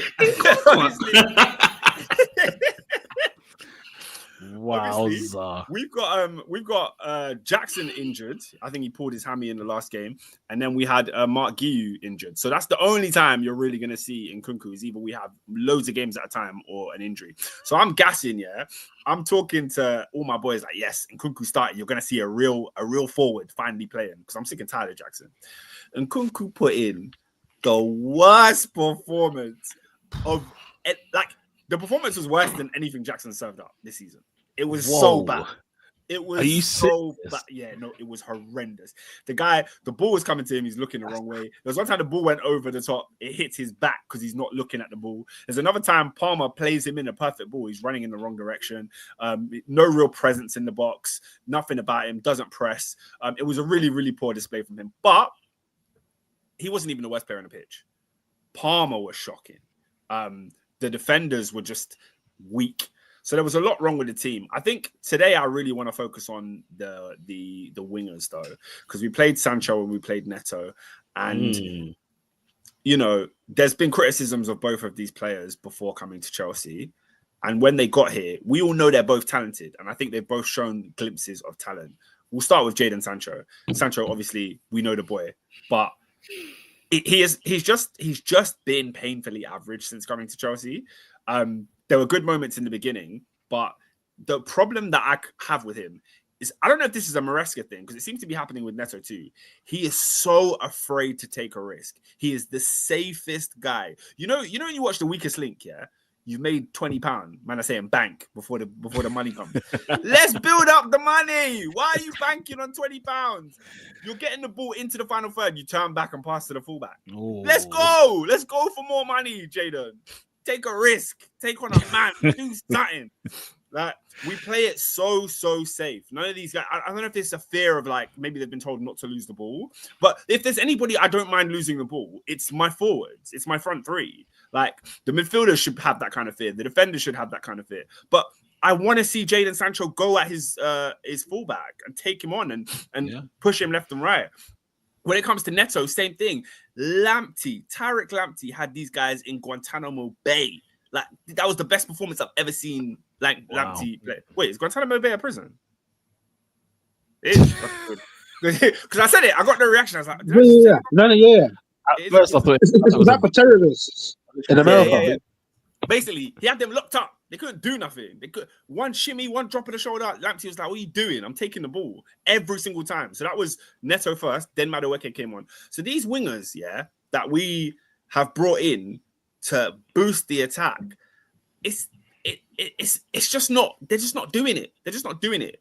Like I said before, everybody was poor. Palmer was shocking as well, but we've seen enough from Palmer to know that that's not going to be his every week. Neto, the guys, you know why he was at Wolves. You see it. You see like we got one of the guys that they said was Wolves' best player, and it wasn't even Wolves' best player at the time. Do you know what I mean? That's what I see when I see Neto. You're gonna get one good. You're gonna get one good game in 4. I call him Speedy Gonzalez because all he does is he's always moving, but nothing's happening. Like why you're just agitated. Like you're just agitated all the time. Every time the ball comes near you, you're calling for the referee for a foul. It's not always a foul. Sometimes you lost the ball, bro. Get on and play. So what I want to see from those two, Neto, Sancho, get yourselves in the final first. When you get in the final third, put the ball in the flipping box. Whether that's taking a shot and marking the keeper. Guys, did you not see Chelsea's goal? Sorry, let me even talk about the game. Did you not see Chelsea's goal? I saw Chelsea's goal. It was Cole Palmer crosses the ball. The keeper pushes it in his own net. Yeah? So the keeper is shot of confidence. No confidence whatsoever. Do you think we tested him again? Tell me you didn't. Do you think his next save was in the 85th minute? 85th after that? We didn't test him again. And it's the same thing that happened with Man City. Your centre-back is having a stinker. Put pressure on the centre-back. It's the same thing with the keeper. The keeper was losing his mind. Because obviously, when we're at Brighton, we've got Cucurella used to play for Brighton. We've got Caicedo. We've got Sanchez. So the crowd are giving them bare sticks. Sanchez was getting abused. Yeah. We'll see. I mean, even abused. Ain't you got like the chief like scout from Brighton? Ain't you got one of the... We are Brighton FC. Is it one of your sporting directors from Brighton or something like that? Yeah, people think this is a bad season from Chelsea. No, it's a good Brighton season. That's what it is. It's not a bad Chelsea season. It's good Brighton. So yeah, it's just been it's just poor, man. It's just really, really poor, and it's more of the same. Get beat by Brighton again, though. Like, you know, there was where like you've taken all their toys, and they're still beating you. Didn't you go? Because you said 4-1 last time. We lost 4-1. And that was we had just got Graham Potter at that time. So Potter was playing his first game back at Brighton. Got slapped. Isn't this that was when he was in that champagne coloured kit? Isn't this the Brighton side that lost 7-1 last week or 7-0? Peter, they lost 7-0. They conceded 7. We went there and created nothing. 1 shot on target. That's crazy, guys. They conceded 7 in the last game. You were getting onto Liverpool's. You're getting onto Liverpool's. Like, don't let this result slide. This is the one you need to stand. That's because Chelsea have been in a sliding pattern recently. That's why I was like, but you know what it is? It's being in a shaky. But then we win. So like. We played shocking against Wolves, we won. Then we lost to City. Then we played shocking against West Ham, we won. So Chelsea are sitting in 4th right now, which is obviously not a bad position. No. But we're playing disgusting football. Since Christmas Day, I don't know what was in that turkey for these boys. But since Christmas Day, Chelsea has been an abomination. Since your mate Maresca said we're not in the title race, blood, them players just lost belief. They've just said, "No, we're not." Do you know what he said in the media since then, Pete? Wait. Do you guys know what he has said in the media since then? Oh, he said something funny. No, go on, remind me. He said something funny. He said, "We are ahead of schedule. That's we were supposed to make top 4 this year. We're supposed to make top 4 next year." I said, That's the one. That's the one. What? You're ahead of schedule, Scott. As I predicted at the start of the season, you shouldn't be top 4. If we're ahead of schedule, this is the worst schedule I've ever seen. And it's exactly what I said. It's a bad season for Chelsea. It's a good season for Brighton. This is what you get with Brighton sporting directors. Yeah, well, you know, maybe we need to have a separate podcast on this and just do a video. But who is to blame for where Chelsea are today? Who is to blame for that? Yeah, that is a macro question. Is it a macro? Okay, the owners are the first to be blamed. The owners are the first. Okay. They bought the club with no idea of how to manage a football team, no plan, no Chelsea nothing. football franchise. They gave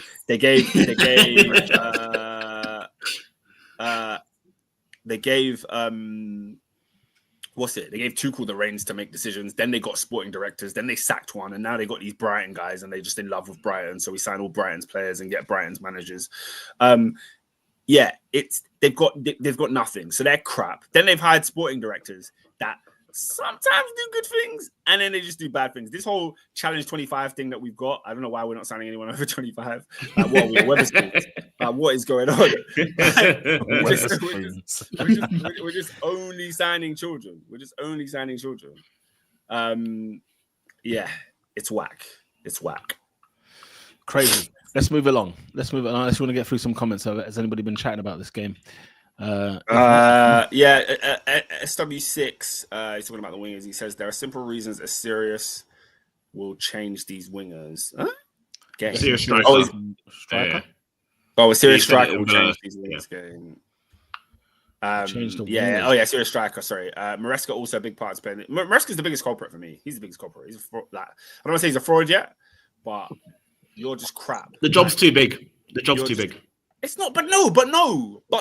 Because he was doing something. He's not losing. As in, I would say, Robin, I'd say the job is too big if you're losing player power, if you can't hack big personalities, if you can't hack the media. I don't think he's that bad in the media. I don't think he's having an issue like containing, like, you know, when Ten Hag couldn't really manage some of the players. It was too much going on. That's not really a thing for Maresca, because most of these guys are kids anyway. So it's not that it's too big. You are not coaching. Like, your coaching is mid. Like, you're not, we don't play good football anymore. I don't know what happened to that. We used to play good football. We used to look nice. Now we look horrific and can't string 3 passes together and build an attack. So that, for me, is him. And the games that we've lost this season, that period from Christmas till now, you can see it coming from your TV. You can see where we're going to lose, and then we lose. It's stupid. Change something. Make a sub. Moron. KDH should never play for my football club again. Why did we sign? Pete, you want to ask me what was the worst thing? Why did we sign Keenan Drewsbury Hall? Awful signing. Awful. He's not young. He offers nothing. It was to say to Leicester, thank you. Here's some compensation. How much did you pay for Drewsbury Hall?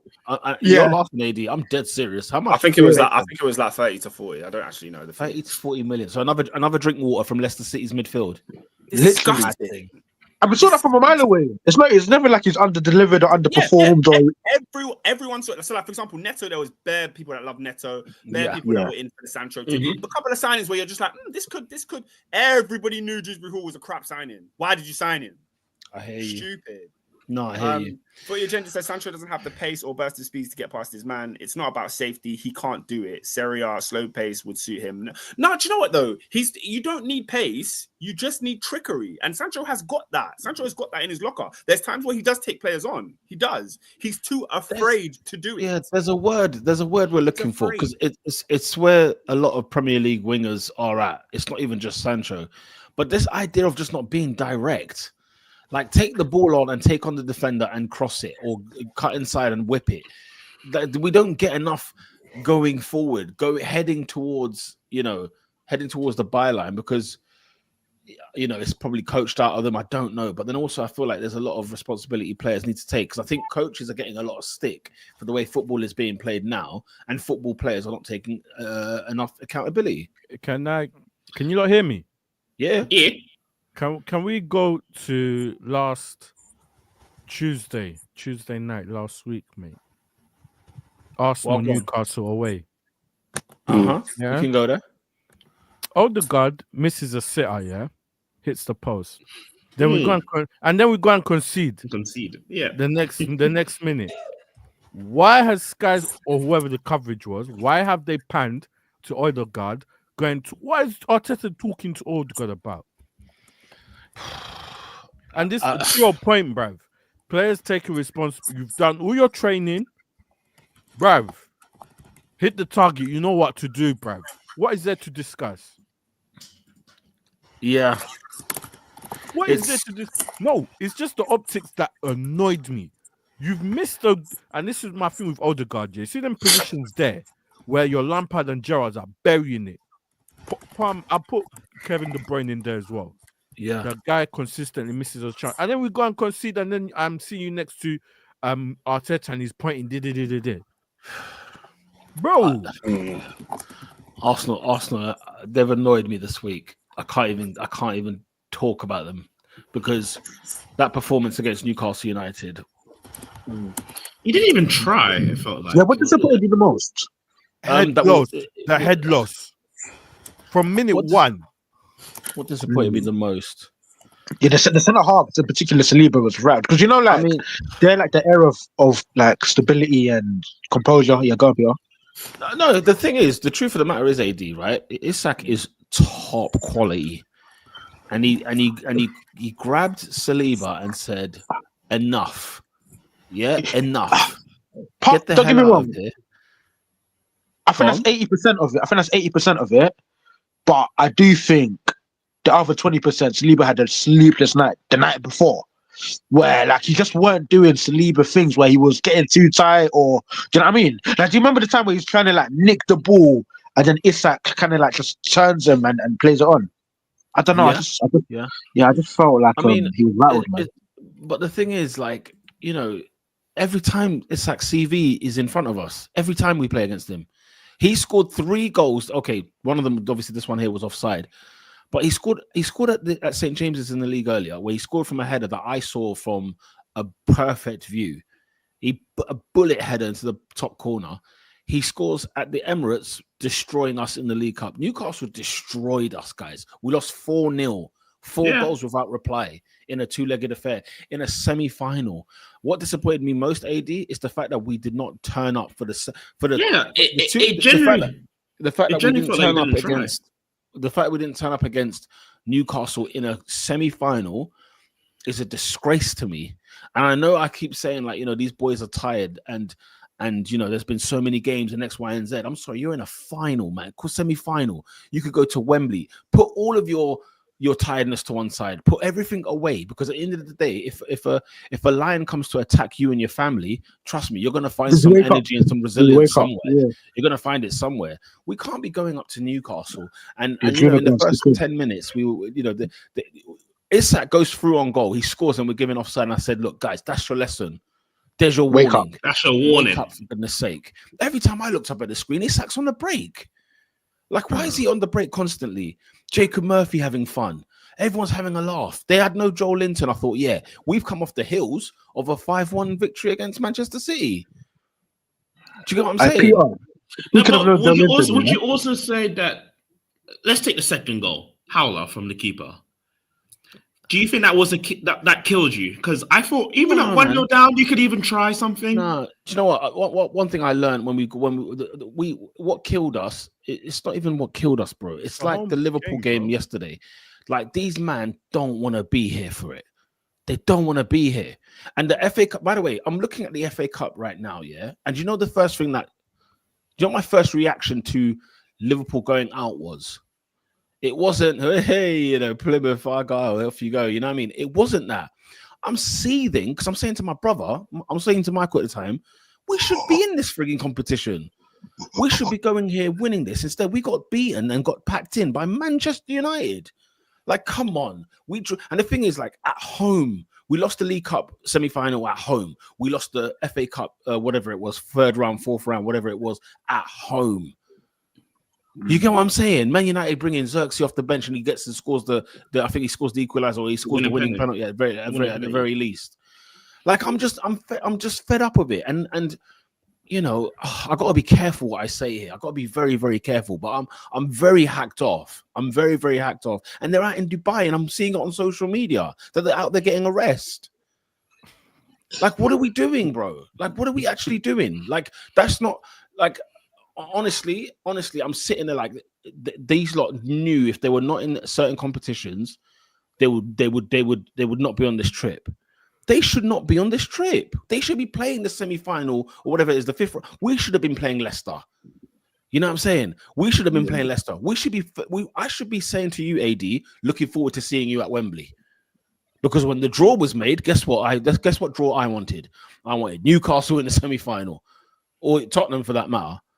Definitely, just didn't want Liverpool in a two-legged affair. I'm disappointed at the fact that, and you know what else combines with this, AD? Where I am at the moment, and you know, David's probably been here a long time ago, but the transfer window, guys, I can't believe it. I actually, because obviously we were on the pod when we were doing the transfer, the final day of this thing, yeah, and I was still hanging on, because you know what I was hanging on to the fact of, there is no way we shut the window and bring nobody in. There is no way. There is no way. And then the next day, what was it? No, sorry, the Martinelli during the game. Martinelli goes down, and guess what, guys? Hamstring injury. You're asking for it. You worked that guy to the bone, literally. What the hell did you expect? It is the manner. It's the manner of bid that we put in for Watkins. I said we're not signing anyone. I knew from then, it wasn't happening. Before a Champions League game. The thing is, yeah, David, as well. You're bang on. No, you're bang on. You're bang on. The thing is, as well, right? You know, if you, depending on who you believe, David Ornstein said if we'd done 60, because you know, I didn't realize on the pod. Forgive me for not doing my research. I didn't realize David Ornstein was already online at 7:00 saying Arsenal have bidded 40 million and Villa want 60 or whatever it was, and then that was it. And Arsenal were not going to go above 45. And in my mind, stupidly, I thought we were just going to go ahead and pay the money and you know, happy days. I'm seeing Watkins at Leicester City away. That's what I thought I was going to be seeing. But lo and behold, you're telling me that we actually didn't sign anybody, and then Martinelli goes down. Do you know one thing that made me think, guys? I kid you not, and I'm talking as a fan here. Yeah, do you know one thing it really made me think? And I think, you know, Mirad obviously is gone as well. David, you saw the writing on the wall at the start of the season, guys. They've said goodbye to this season. The club have said goodbye. So if the fact that the very fact that that's their stance, guys, I've signed out, guys. By the way, Arsenal are not winning this title, and Liverpool, congratulations, congratulations, and I hand you the title today, AD. Congratulations on winning the Premier League title. I'm being serious, AD. I'm being serious. The behavior in the FA Cup, the behavior in the transfer window, and the unbelievable behavior in the Carabao Cup. We lost 4-0 in a semi-final. And we didn't sign a forward. Oh, nobody. Are you kidding me? Mandem, I don't think you understand how crazy this is, because it's going to be one of those ones where we'll go back to the end of the season, right? We'll do a season review, right? And we'll talk about, Man City weren't up to scratch. This was Arsenal's to take. And all we're going to be talking about is how much of an L this was for Arsenal, not a W for Liverpool. Correct. Because it was right there. It was and right it wasn't there. even like, it's not even like, it's not even like we knew City were going to be like this. I'm gobsmacked that City are like this. They are too. Do you know why? Because they spent 160 million in January. That's how gobsmacked they were. They went and bought 4 players off the bat. Just said, no, we need to arrest. We need to arrest. And yet by the way, 25-man squad. How many players do you think we registered at the start in August? How many do you think we register? Have a guess. 22 players we registered in August. In August. Okay. And we've got 2-3 players that are probably down. 2 of them at least down for the season. Right? So that's 20 players. And we rock up. We don't even bring up, but like the typical Arsenal way would have been bring back Vieira back from loan. It would have been something hilarious as that, right? Yeah. We didn't even get that.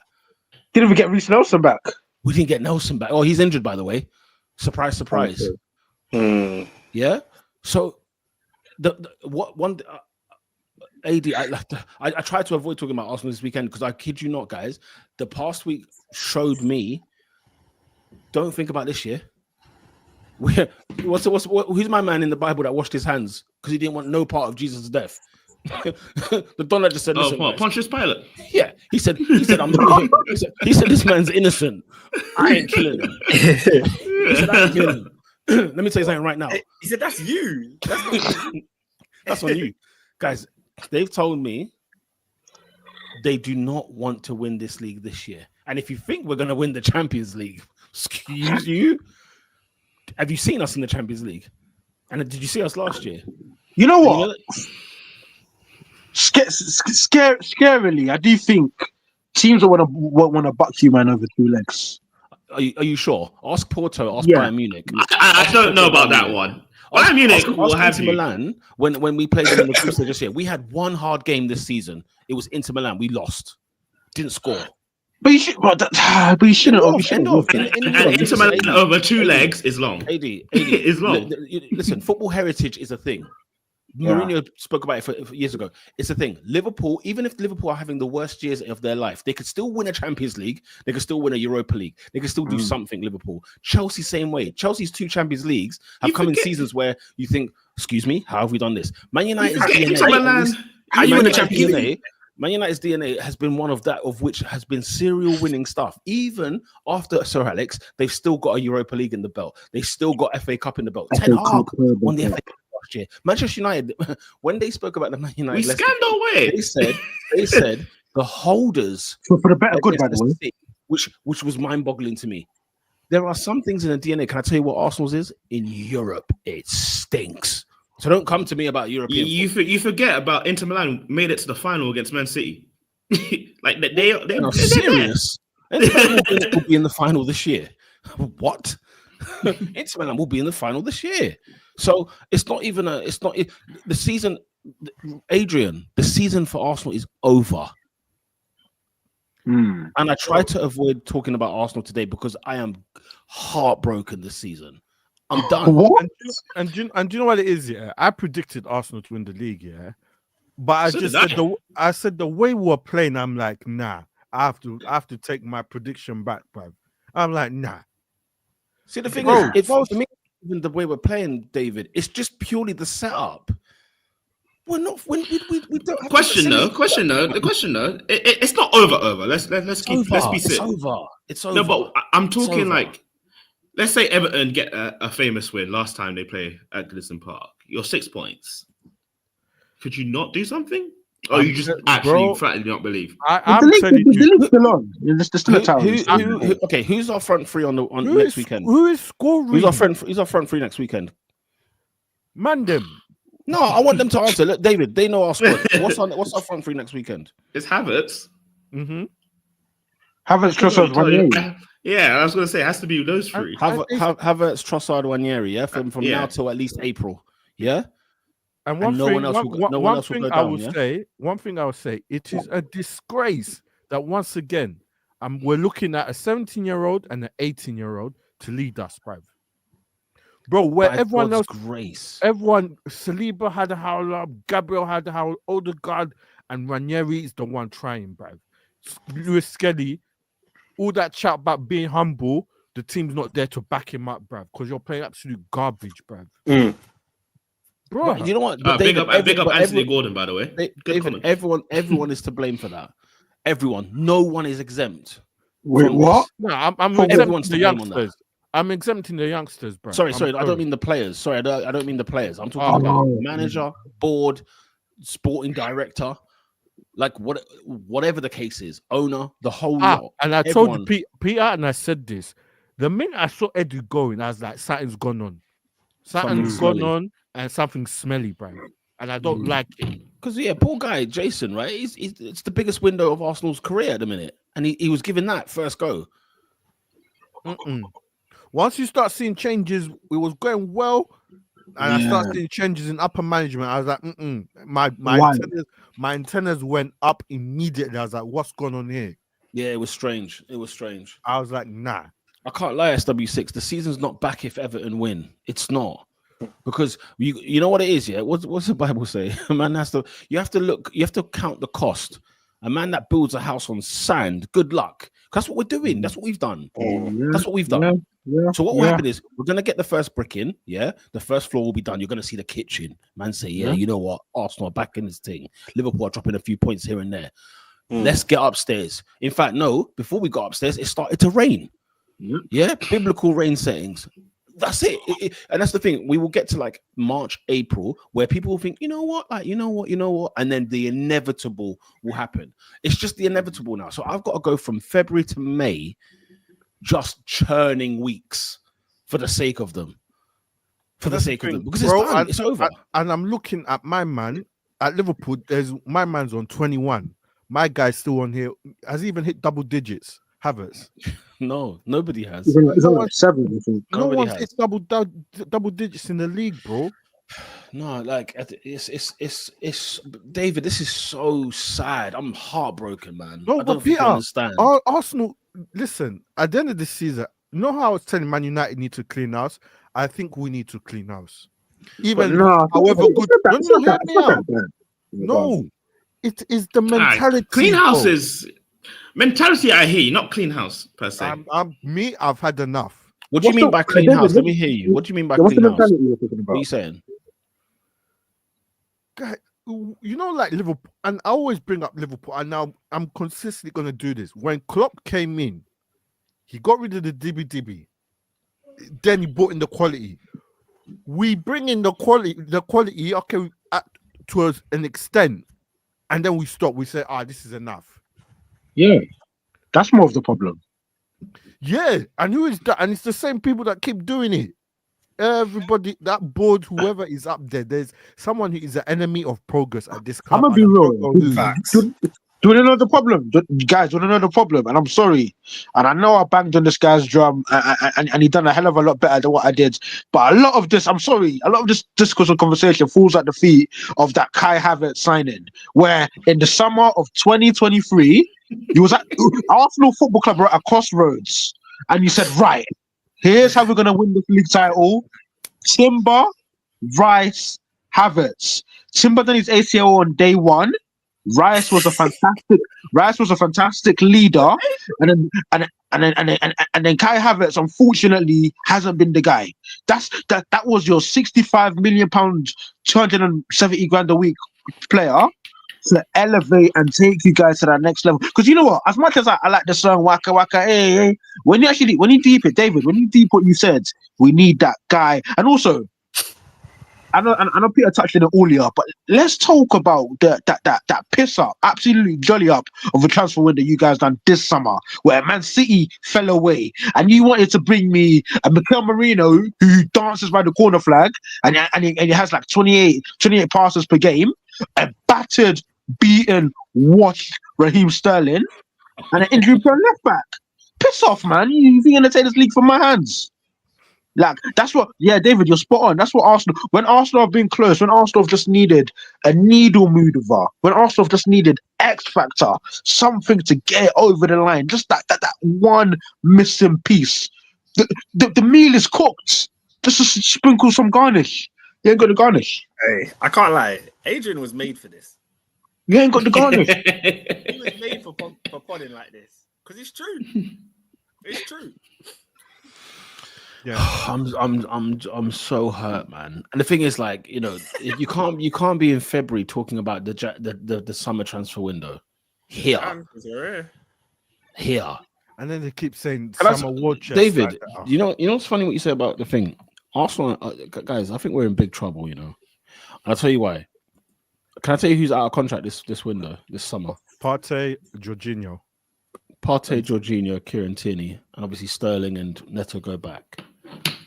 So we got to buy more midfielders. Oh yeah, James from AFTV said, "Yo, this is looking like a 300 million job, bruv." It's a farce. It's a farce. Yeah.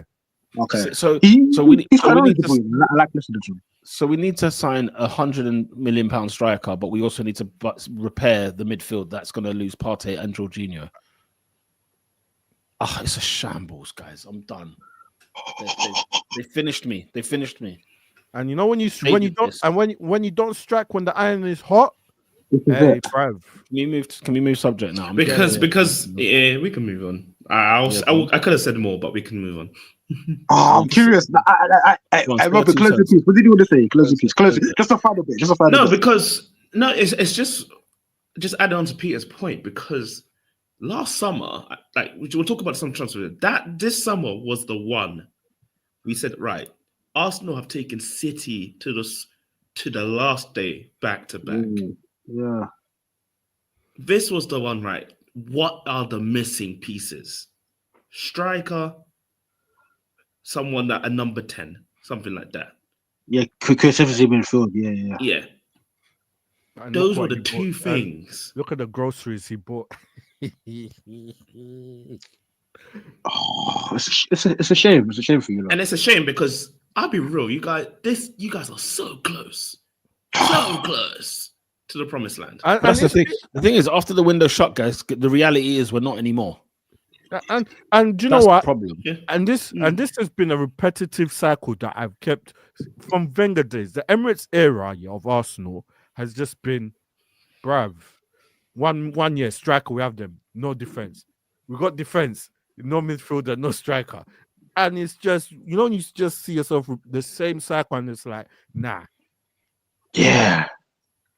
It's like, that game Cookie Memo? It's like, I patterned that table.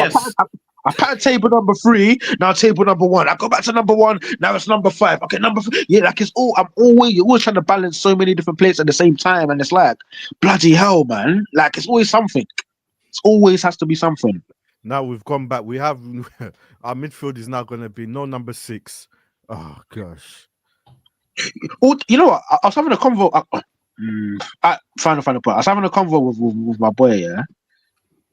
You man could do with someone like Harvey Elliott, not necessarily the guy, but somebody like Harvey Elliott. You could do with him. But yeah. Anyways, that's for another day. Anyway, yeah. Tottenham Hotspur. How quick was that goal? I need to start. How quick?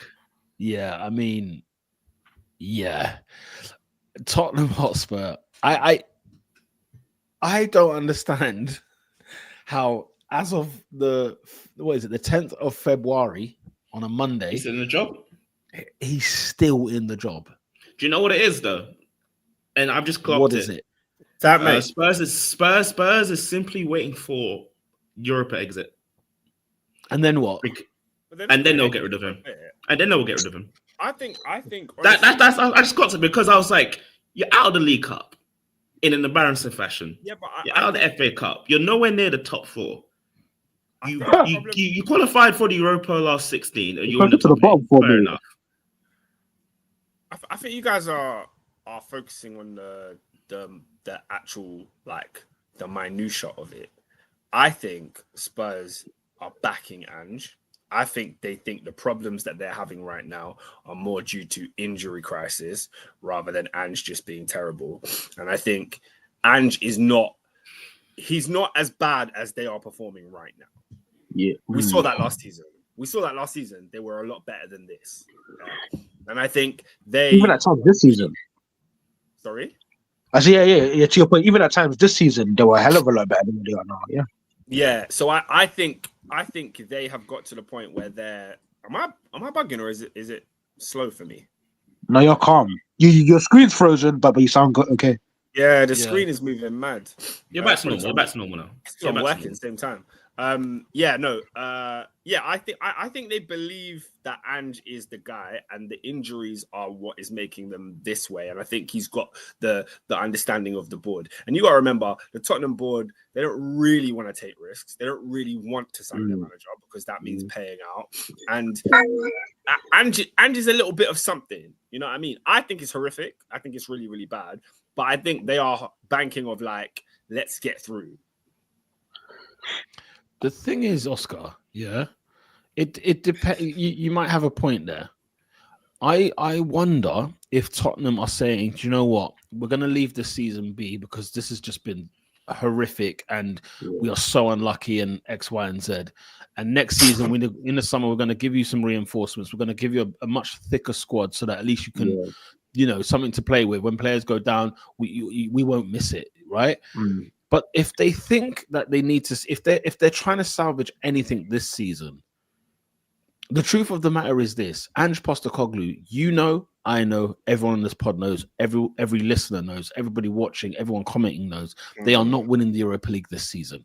So we either shoot the dead horse, or it's just that it's the baby hasn't been formed yet, and we're waiting until next year to let this thing cook. Because it is astonishing.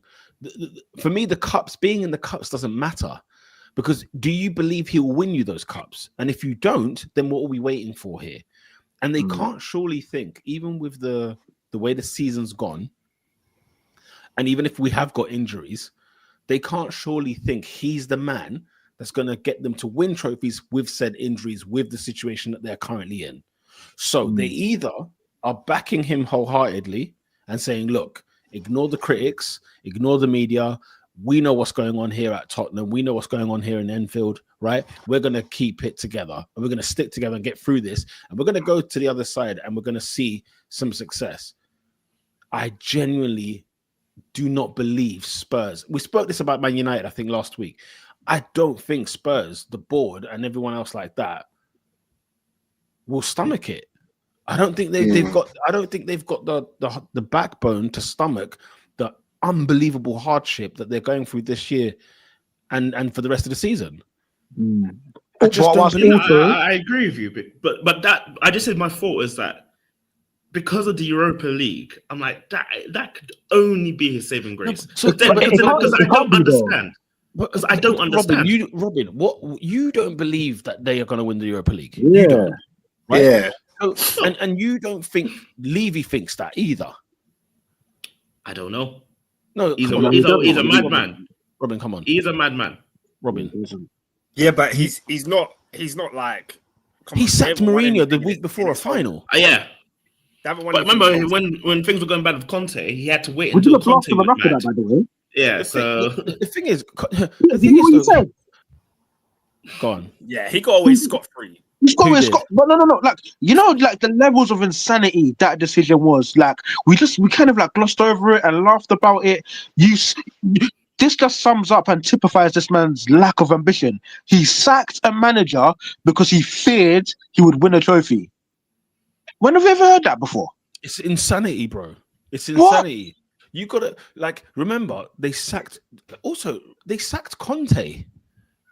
Mm-hmm. Do you guys remember where? But remember, they weren't going to sack him until he called them out. No, do you remember what? Oh, he called them out from week one, though. He said after 3 weeks. You know what I'm talking about? The interview. I know the interview, the Southampton one, right? But the thing is, do you know where they were when they sacked him? Like, Tottenham, do you know where he was? He was on a Ryanair flight back to Italy when he Ryan was still the Tottenham coach, and he flew back to Italy. Honestly, when they sacked Mourinho, I was gobsmacked. When they sacked Conte, I said, there are always going to be failures. They are like in my lifetime, they are always going to be this. Yeah, they're losers. And it's not a thing of like, you know what, one day they'll get it right. One day the iron will strike hot. No. No.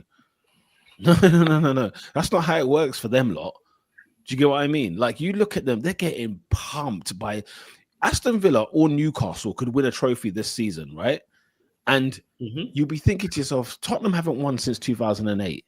And yet Newcastle and Villa could come before them and win a trophy before they've won one. No.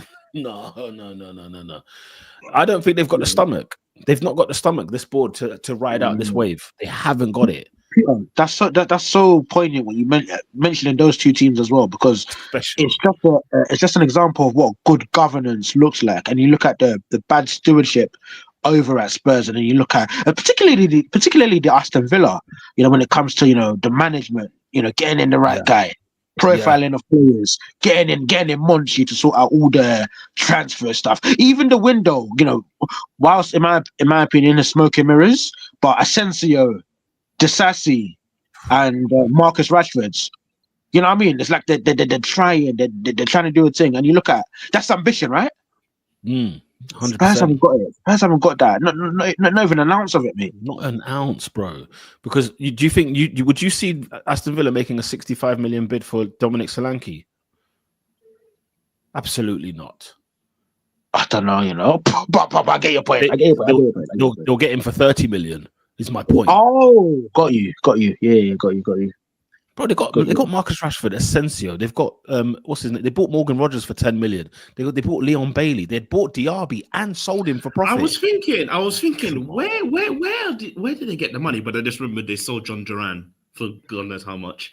So even then, but they didn't buy nobody. Like I think they only signed Daniel Marlon. Anyway, honestly, if they want to salvage this season, he can't be in charge. He can't be, unless they don't want to salvage this season and do an Arsenal. Legit. But Peter, do you know what? Yeah, he's obviously this season is alright. Like, forget this season.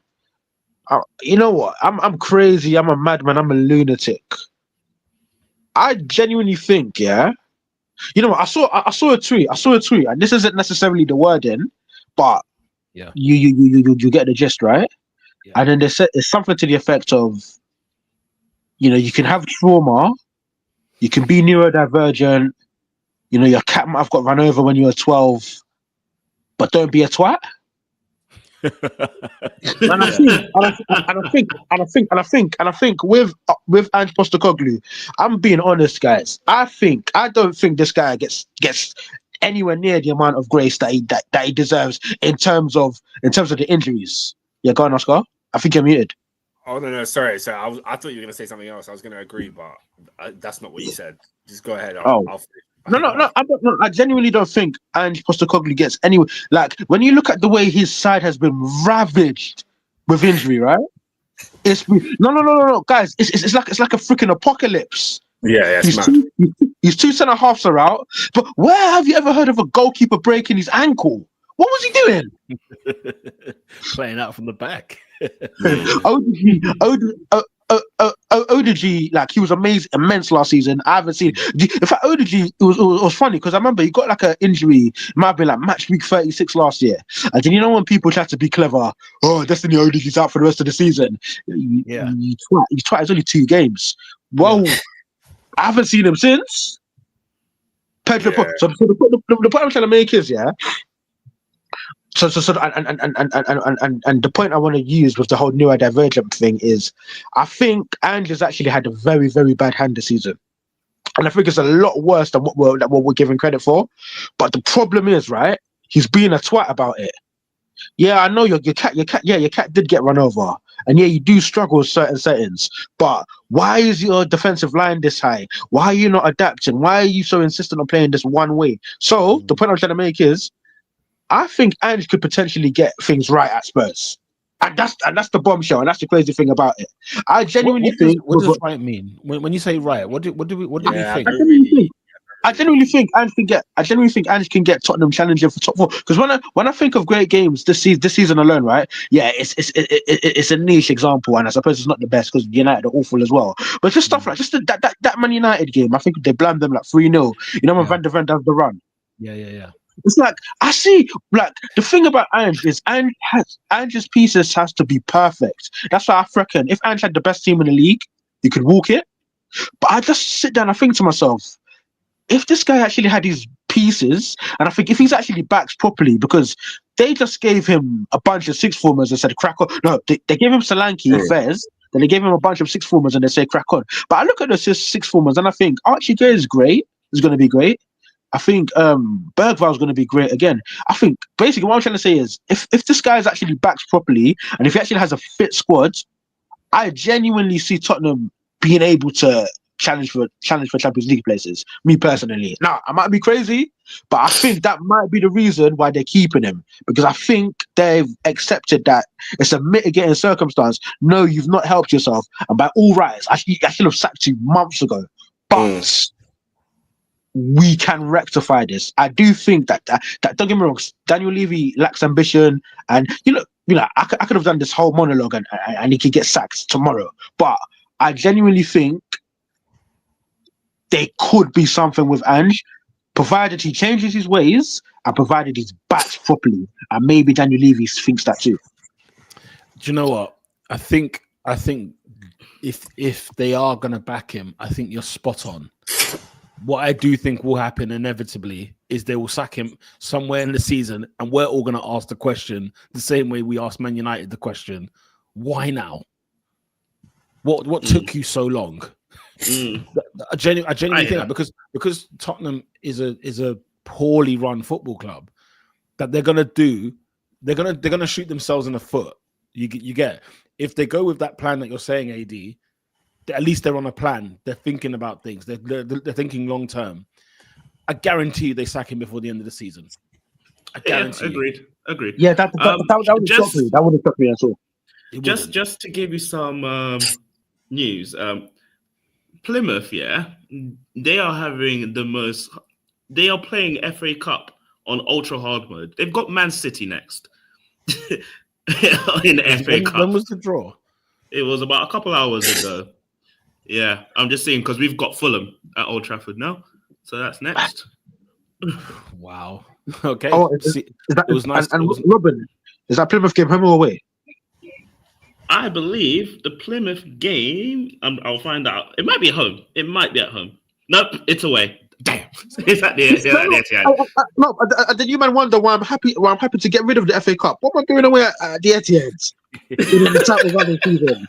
Hey, listen, this is the dreams. I was looking at Liverpool. Imagine they beat City. I'd love it. I'd love it. Big the Right. Manchester United, though, they won. Yes. They beat the squeeze past Leicester City. Ruud van Nistelrooy's Leicester City. In a game that was shaky warrior. That is the fourth time we have beat Leicester City this season. We've played them. The football was garbage. Let's keep it awful. If you can get rid of the comment, I put the thing, Amorim, por favor, because when I was watching that game, I saw our new signing, Patrick Mahomes, who was arguably our best player in the first half. But where was he playing? What was he at right wing back? He was at right wing back. Is he not I said, Ruben, I have seen managers before. When football is a simple game, you put a left wing back because we need a left wing back. We have right wing backs or people that can play on the right. Why is Dalot still at left wing back? I was saying that the whole first half. To his point, and I said, okay, fair enough, but let me not see it again. He said, because the communication is English, and he only speaks Italian, and I don't know where he's from, like, ethnic-wise, but yeah, he basically said he needed him to be as close to him as possible to try and give us some instructions. I said, Oh. understandable, but this guy has been playing left wing back most of his young career. Put him in his position, please. Yeah, please. I have had enough managers do a holler at this club. So, anywho, we go 1-0 down. Typical horrible defending. I don't know what Maguire's doing. The ball just goes in. Onana just flaps his hands up and he knocks it in top. So, disgraceful. Garnacho actually changed the game with the help of Xerxes as well. Got to 1-1. And you know what? People say that we bought the refs and all that stuff. When it came to the free kick and so on and so forth, everyone saw Harry Maguire was offside and the flag didn't come up. VAR would have seen it and we would have been told. But there's no VAR. I personally feel the linesman could not be asked for another 30 minutes. And I said, you know what? I agree. Yeah, man. Let's wrap this up and go home. Let's wrap this up and go home. Because he was miles offside. I was out Friday night, yeah. And one of my friends, a United fan, yeah. He put the game on his phone, right? Just as it was 1-1, like about to end, right? And then we watched the goal, but he didn't have sound on, innit? So we watched the goal. And I'm like, oh, that's offside. And then it goes in. And then they show replays. And I'm like, oh, yeah, but it's offside. Guys, we cannot complain about VAR because that is a disgrace. Like, it's a disgrace. Do you know, he was so offside. Like, he was so offside. You didn't need lines. Do you know what, Oscar? I can't lie to you. This was happening, Pete. This was happening in title races. I can't lie to you. I honestly didn't flinch. I genuinely was like, you know what? This is such a howler, and I'm okay with it because that's a human error. But also, the thing is, right, because I'm so anti VAR because of the people that run it. I'm so anti it that did not annoy me one iota. And you know what other thing that I kind of noticed with that situation, especially with that decision, I think linesmen and referees, they've lost the muscle memory of looking at an offside. Yeah, they know 90 like that game can be played 100 times, and they will get VAR to back them because we've had a stinker, we've had a howler. Do you know where the linesman was positioned when that free kick was taken? Go have a look at it back. Go see where he was, because he clearly forgot he has an extra line of duty on his job description for today, because it was so poor. But it was clear, because what other game? Arsenal beat Palace, right? In the Carabao Cup. Jesus scores a goal, offside, clear as day, right? Even we celebrated and didn't celebrate because it was like, yeah, this can get flagged. Didn't get flagged. And it made me realize, like, they have leaned on VAR for so long now. When have we had VAR since 2019? Nah, but guys, they've leaned. Remember Chelsea title on the line. We go to Old Trafford. Drogba is 3 yards offside. The flag stays down. I could not believe that. Stayed down. Guys, we can't go back to that. Whatever that was, we can't go back to it. I know what you're saying, but like, I'm happy for it to just be a human error and move on. I'm so used to Man United having decisions that they're away at Old Trafford in the Stretford End for decades. Secondly, this was normal. My other issue, I mentioned this on the podcast. I can't remember if it was last week or the week prior, but I said we spoke about Amorim's losing record, yeah, and the whole him and Moyes having similar points, yeah. Moyes. This guy loses and loses. But the one thing I also said, he does win. But when he wins, he's going band for band with Leicester, with Southampton. It's always you know what you said that? Do you know what surprised me, Oscar? When they said that he's won 6 out of his last 8 games. I said, huh? Has he? It's death. Why can't you just win? Yeah, no, we've won.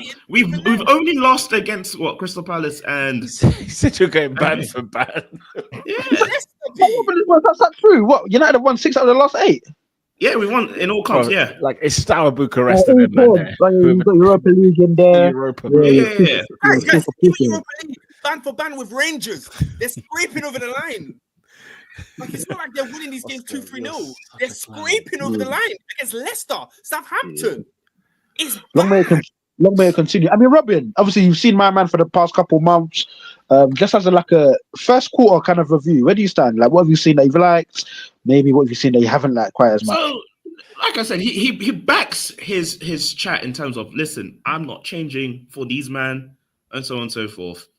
And he has his bottle. He tells people, and if you have the recent interviews from the players and all that stuff, they basically said, like, just don't piss him off, or that's it for you. So, like, he's got the locker room under control and all that stuff. My issues, like I said, the one that actually just alarmed me, and I said, I've seen this with Ten Hag. If you're going to get players and all the stuff that you need for position and you don't play them in the positions, that's when I'm like, okay. Strike one. Yeah.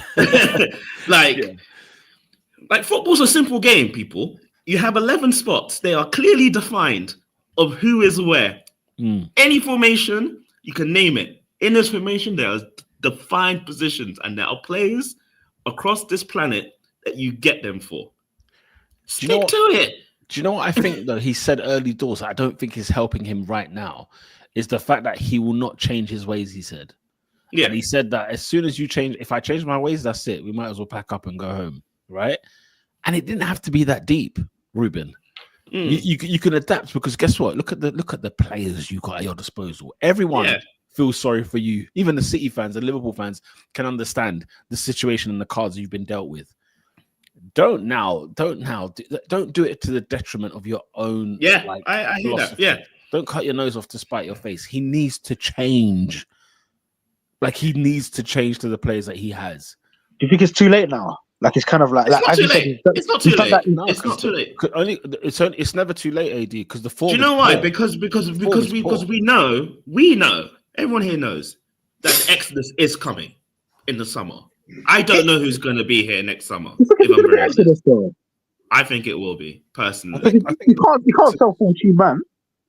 No, I think it'll be like an Arsenal, like, contracts terminated.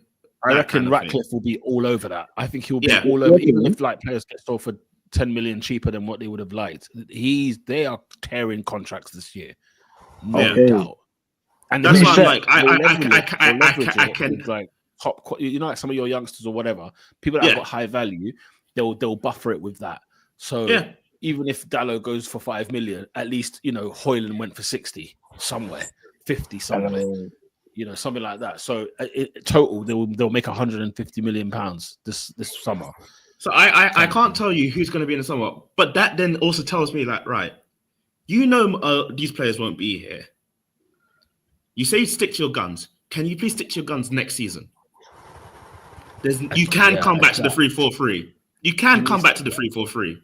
Yeah. No one's saying once you change, you can't come back.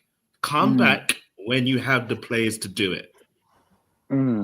Does he lose the dressing room if he changes, though? No, that's a thing. Because if he like, because he's come out and said I can't change, I will not change. If he changes, is it a case of like the players lose trust and think, well, hang on a minute, what's like the players? No, because the them type of thing. Because he's changing to better suit the players. That's the reason. That's why I don't think it'll be he loses the dressing room. I guess the question then will be, well, what was the point of getting rid of Ten Hag? Would you argue he was doing that beforehand or no? No, because we had Ruud for 4 or 5 games, and he was literally trying to play to the strengths. We went to 4-4-2, for example. So it's just like, yeah. No, but it is one of those ones where, I guess the point. It goes back to the whole signing of Amorim in the first place. Remember, he said he wanted to come in the summer. Yeah. So what was now never? Yeah, because he wanted to come to United. That's just the fact. He knew he wanted to come. No. What I'm asking that is, why not give it to Ruud to the end of the season? You're playing your 4-4-2, whatever, and then Amorim in the summer reset, get his system and get his players. Look at what's happened with the board and all that stuff. It would have done an Ollie, wouldn't they? It is. Yeah, it could have been that and all as well. They would have done an Ollie. Ruud would have got a half decent season out of the team, and they would have given him a contract. Do you know what I mean? And knowing, and you know, Man United's Twitter account will mock what Rio Ferdinand did with the Ollie, and do some sort of remix. It'll be hilarious. Yeah. I see it now. So, like I said, so for me, I'm cautious. I agree he needs to change, and there's some things that he needs to do, but he's not, for me, I don't have like cards on him. I don't have red or yellow cards unless things carry on for the worse, if that makes sense. Because we all know the truth. I'm sitting here like we all know this is not what he wants. We know this is not his team. We know this is not his players. We all know that. Yeah. All we are asking though is just to adapt. So I can't get on him to fully. Just don't be stupid. I think you can get on him. You can say he's being stupid at the moment. I think you can buzz on his head because you don't need to. You don't need to be the manager out to get at him. Like what he's doing is a mediocre job at the moment, and you can see what he's trying to do. But let's have some respect here. This is Manchester United. Yeah, fair enough. But yeah, I'm not angry. I'm not angry at him per se. No, what you said was fair. It's similar to what I was saying with Ange. I think the Spurs board are looking at it like, let's just ride this wave out. We're going to have a bad season because of all these injuries. But I think long-term, Ange is the guy. And I think Manchester, as in, that's what they think. And I think Manchester United are thinking, let's get Amorim his players. Let's reset. Let's go again. And that doesn't mean Man United can be finishing below 15th in the league, bro. Crazy. That's Nonsense. Yeah, indeed. Guys, what was the goal of the week? Bro. It was the lad at Birmingham. In that Newcastle game, which was a fiery game, by the way. Jalen Hurts to Devontae Smith, mate. What a pass! I think Patrick Mahomes' one was deeper. Actually, it was deeper. It was worthy of all praise. It was deeper, for sure. I'm not gonna lie. The Birmingham guy, Birmingham scored a worldie against. Yeah, I think you're the only one that watched football this weekend. Fair enough. I watched it. I watched it. Is there a point of doing awards? Jamie Downley. Hey, listen, we all know who Team of the Week is. It's Plymouth. It's Plymouth. Obviously, I go down to Orient from time to time. You know what I mean? Turn it in. Jamie Downley. Unfortunately, he didn't get the goal because it went down as an own goal. But what an effort! By the way, on that goal, they need to change that rule. I think if the ball comes off the goalkeeper and goes in, I think they should just give it to the goal scorer. It came off the bar though. It came off the bar though. So, it takes away from the actual That's our own goal. It's because of the strike that this goal is even possible or made possible. The goalkeeper just happens to be there, and it goes in the back of the net. I'm all for making the game better, but that is woke nonsense. Yeah, just stop it. The shot wasn't on target. Target shot. It wasn't on target. Listen, it's like when Jorginho scored against Aston Villa. The fact that I saw that it was Emi Martinez's own goal, I said, no, that's a Jorginho goal for me, and will always be. I'm normally with you on the movement, but that is woke nonsense. Yeah, let's move on, please. Right. Goal of the week. I'm still voting for Team of the week, Plymouth. Of course you are. Well done. Of course you are. Well done to Plymouth. What are they? Up Argyles. Up the arse. Yeah, team of the week. For knocking out Liverpool, Plymouth Argyle. What about player of the week? What's their striker's name? Jalen Hurts, mate.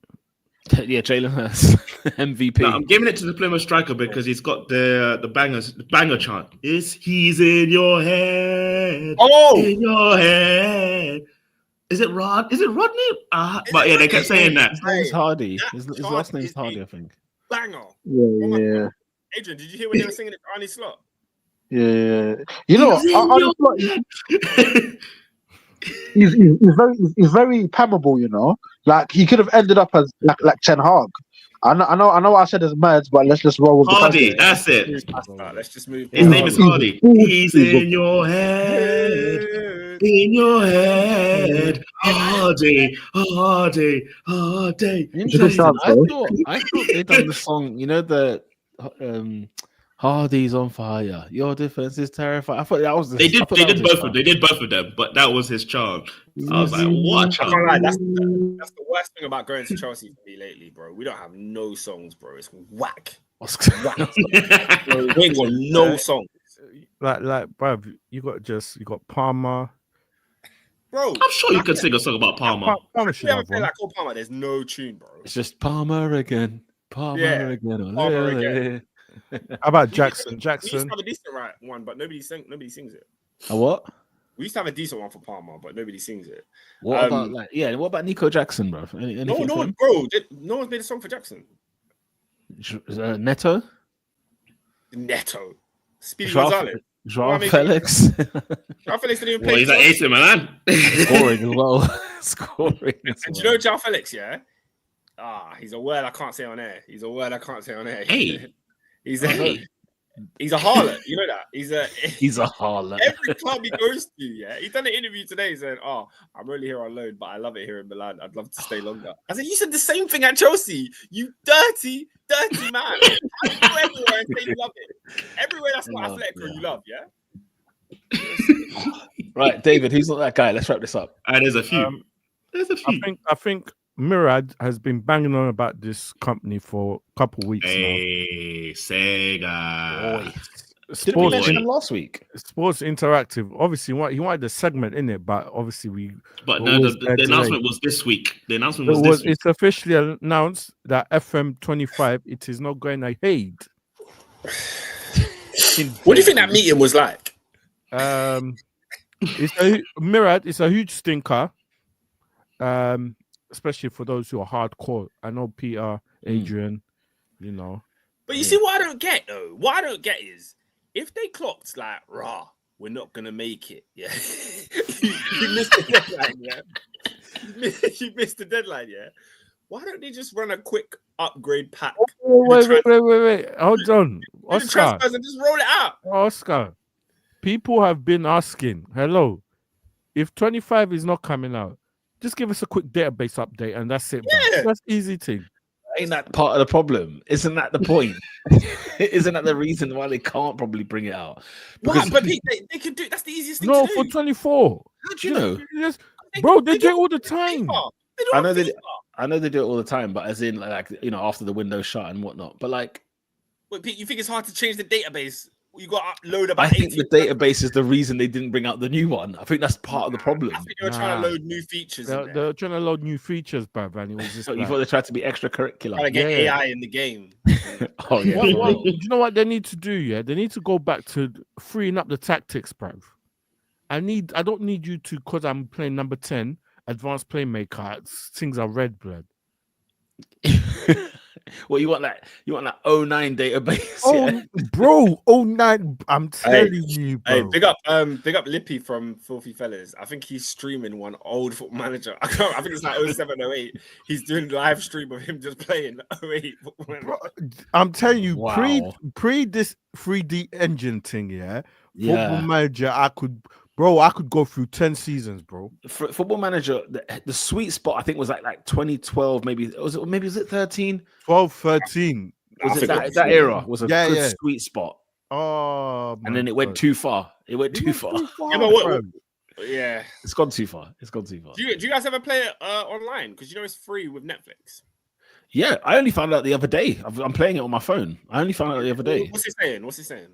I mean, you know what I'm saying? It's not the same, bro. Like I need the screen. You know what I mean? I need two screens. You need two screens. You need two. And I don't need somebody on the train watching my tactics. Like, what are you doing? I can't lie. That's an incentive for me. I want you to see. No, I want you to know what I'm cooking. I know. Look at that bring back. Look at him. For man to see me go out to Stoke in the League Cup, bro, because I'm rotating a few players. Hey, bro, that's gonna see me bottle a 2-0 lead to Sunderland. That's fun. That's a stinker, bro. Sports Interactive. Sega, did I see Sega? Yeah, you know what? As research for this podcast, I am gonna test it out. Yeah, for a week, I'm gonna try play Football Manager on my phone. Who should I start with? Probably start with Coventry and just see where we go. Coventry, not Chelsea. You always start with your team. Starting the Premier League is mad easy. Like it's just nah, man. I always start the first season with Arsenal. Then when I get fruity and whatnot, I then mix it up and blend and see what happens elsewhere. I find it kind of boring, but yeah, fair. No, I gotta dominate, bruv. You don't. It's the fun of it, man. You know what do you mean? You don't think taking Coventry to the Premier League is domination? Come on, just try and get them there first. There was one game where I was Wolves, blood. That 3-5-2, that Amorim formation was just murky. Mate. And I was signing bare. I was signing bare man, bruv. You know, like top dogs. I was like, yo, what is going on? Yeah. Few other mentions. The Chiefs, they are not that team. They got battered. Bro, they absolutely stunk. Yeah, absolutely stunk. Yeah, definitely. The Kansas City Chiefs is definitely. You can't turn up like that. It's the worst to the final. It's the worst Super Bowl. What was the final score? I went to bed after 40-22. 40-22 is the worst Super Bowl. They made it kind of respectable. No, but it was they scored the touchdowns at like the last few plays because they stopped caring. They scored the touchdowns after the Gatorade had been thrown. After the Gatorade, after the Gatorade had been thrown. Literally, legit, one of them was thrown after the Gatorade. But unfortunately, one more time, the worst player. For one last time, Drake is not that guy. Unfortunately, one more time. One more time. No. They had to hold all the other fans all around the world had to hold that one. They had to hold it. They had to hold that one. He's not that, but he's getting trolled in Australia, though. I won't lie. If you thought you were dodging, hey, them Australians got something for you, bro. I don't think it's ever over for him. I don't think it's ever going to be over. Speaking of Australia, like, is Philly still out there? Yeah, I think he is. I think he still is. Do you see what that moment deserves? It deserves one of these, mate. Like, the thing is, when you said speaking of Australia, I was like, where's he gonna? Where's he going with this one? That's what I was thinking. Obviously, I'm seeing memes with him in it, like for a Sancho performance or something. I saw that. It said Marmouche against. Marmouche. That's the one. It was Marmouche. Picture of young Philly. Yeah, but if I'm Drake, I'm avoiding that situation. Once I see but the thing is, avoid it. Avoid what? Album out on Friday. We're going. No. I said avoid. Has he got an album out on Friday? Yeah, album out on Friday. Probably. Lovely stuff. Probably. A certain man going absolutely crazy on Twitter, typing in all capitals for a good hour. Oh yeah, get this guy out. Get this guy out. Yeah.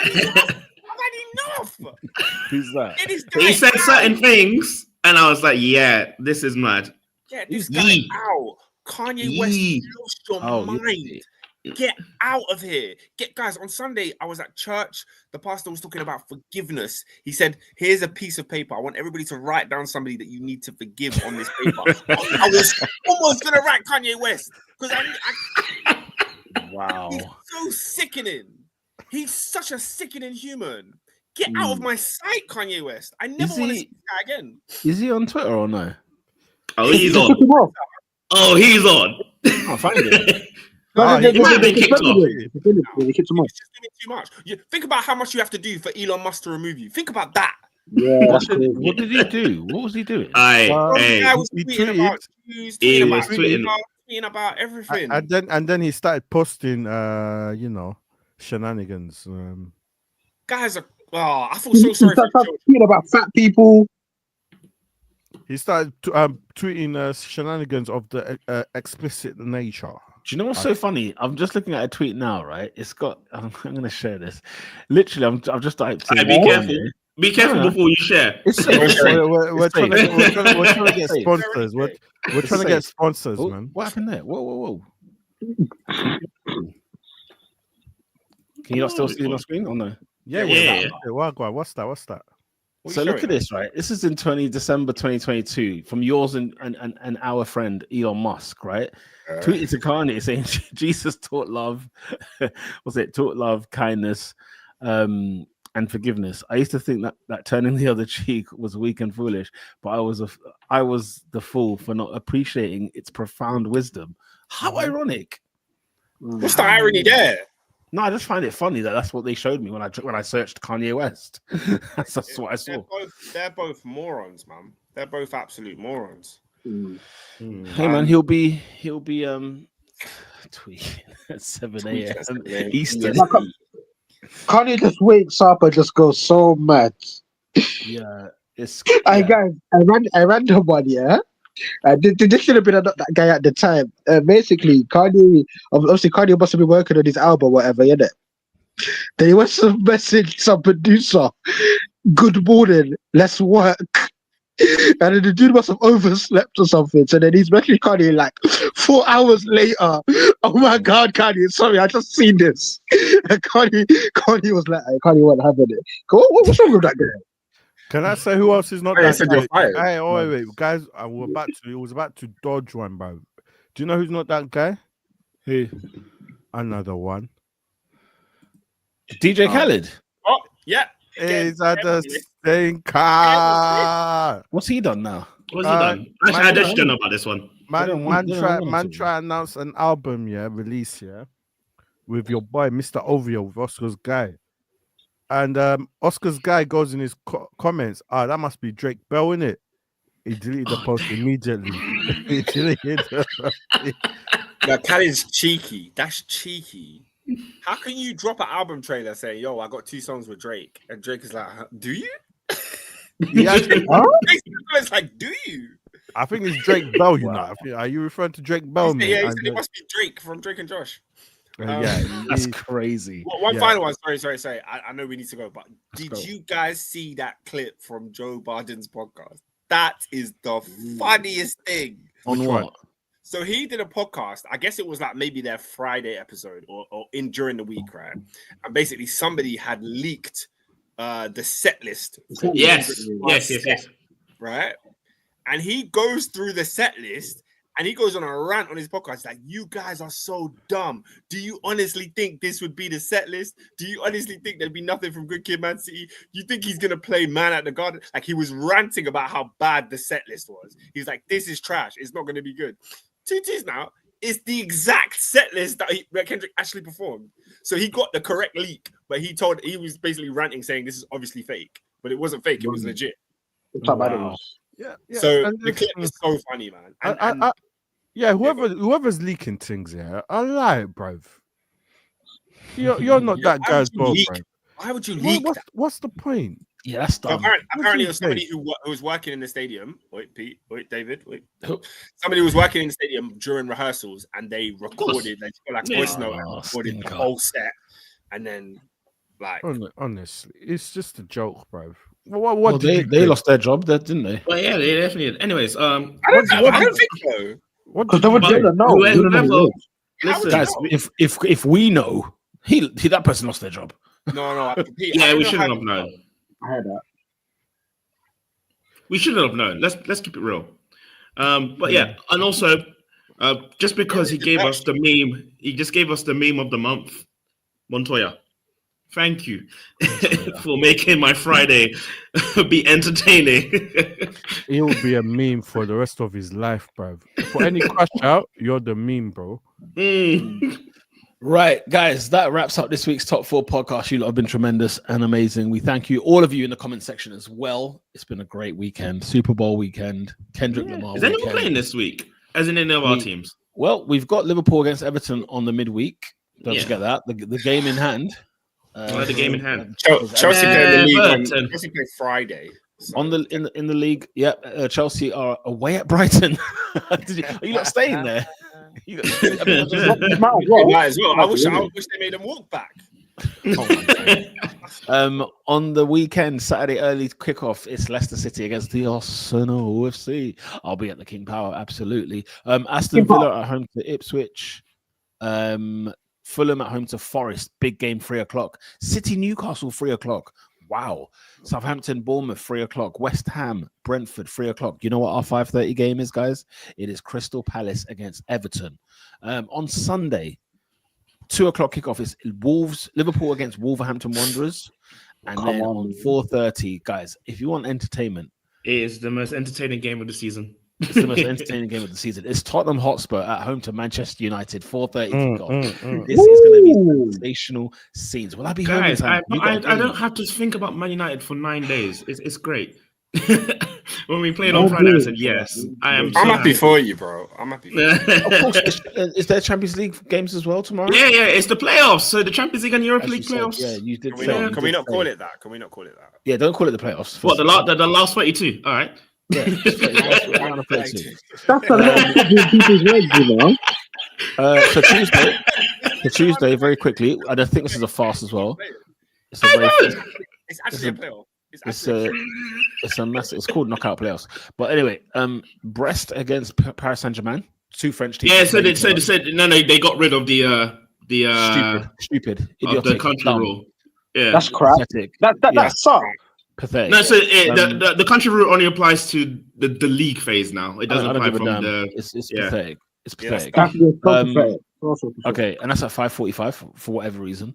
Juventus at home to PSV Eindhoven, Manchester City at home to Real Madrid, and Sporting, the Club de Portugal, are playing Borussia Dortmund. On Wednesday, Club Brugge against Atalanta, 5:45 kickoff. Celtic at home to Bayern Munich. Bayern Munich were in the playoffs. Wow. Yeah. Feyenoord at home to AC Milan. They were getting packed in by Ollie Watkins in them, man. And then Monaco against Benfica, and of course on the Wednesday as well, Everton at home to Liverpool, 7:30 kickoff. So don't get caught out on and this. then obviously there's the Europa playoffs as well, but I don't think anyone cares about that. If you're in a Europa playoff, you don't deserve to be in the competition. Let me have a look and see Yeah. who's in it. Yeah. Yeah, man, just get him going. There's Fenerbahce. What happened to the Conference League? Because that's to scrap that. And He there's a didn't finish the conference 16th in playoff. the Conference League. Are you mad? Conference playoff. You know what European football? There is a conference playoff. No, There's a team called Paphos. Wow. Anyway, that wraps up this week's top four. It does. I bet it is as well. That wraps up this week's top four podcast. Make sure you share, like, and subscribe. We will see you next Monday, 8 p.m. Done, no. After the Premier League action is back.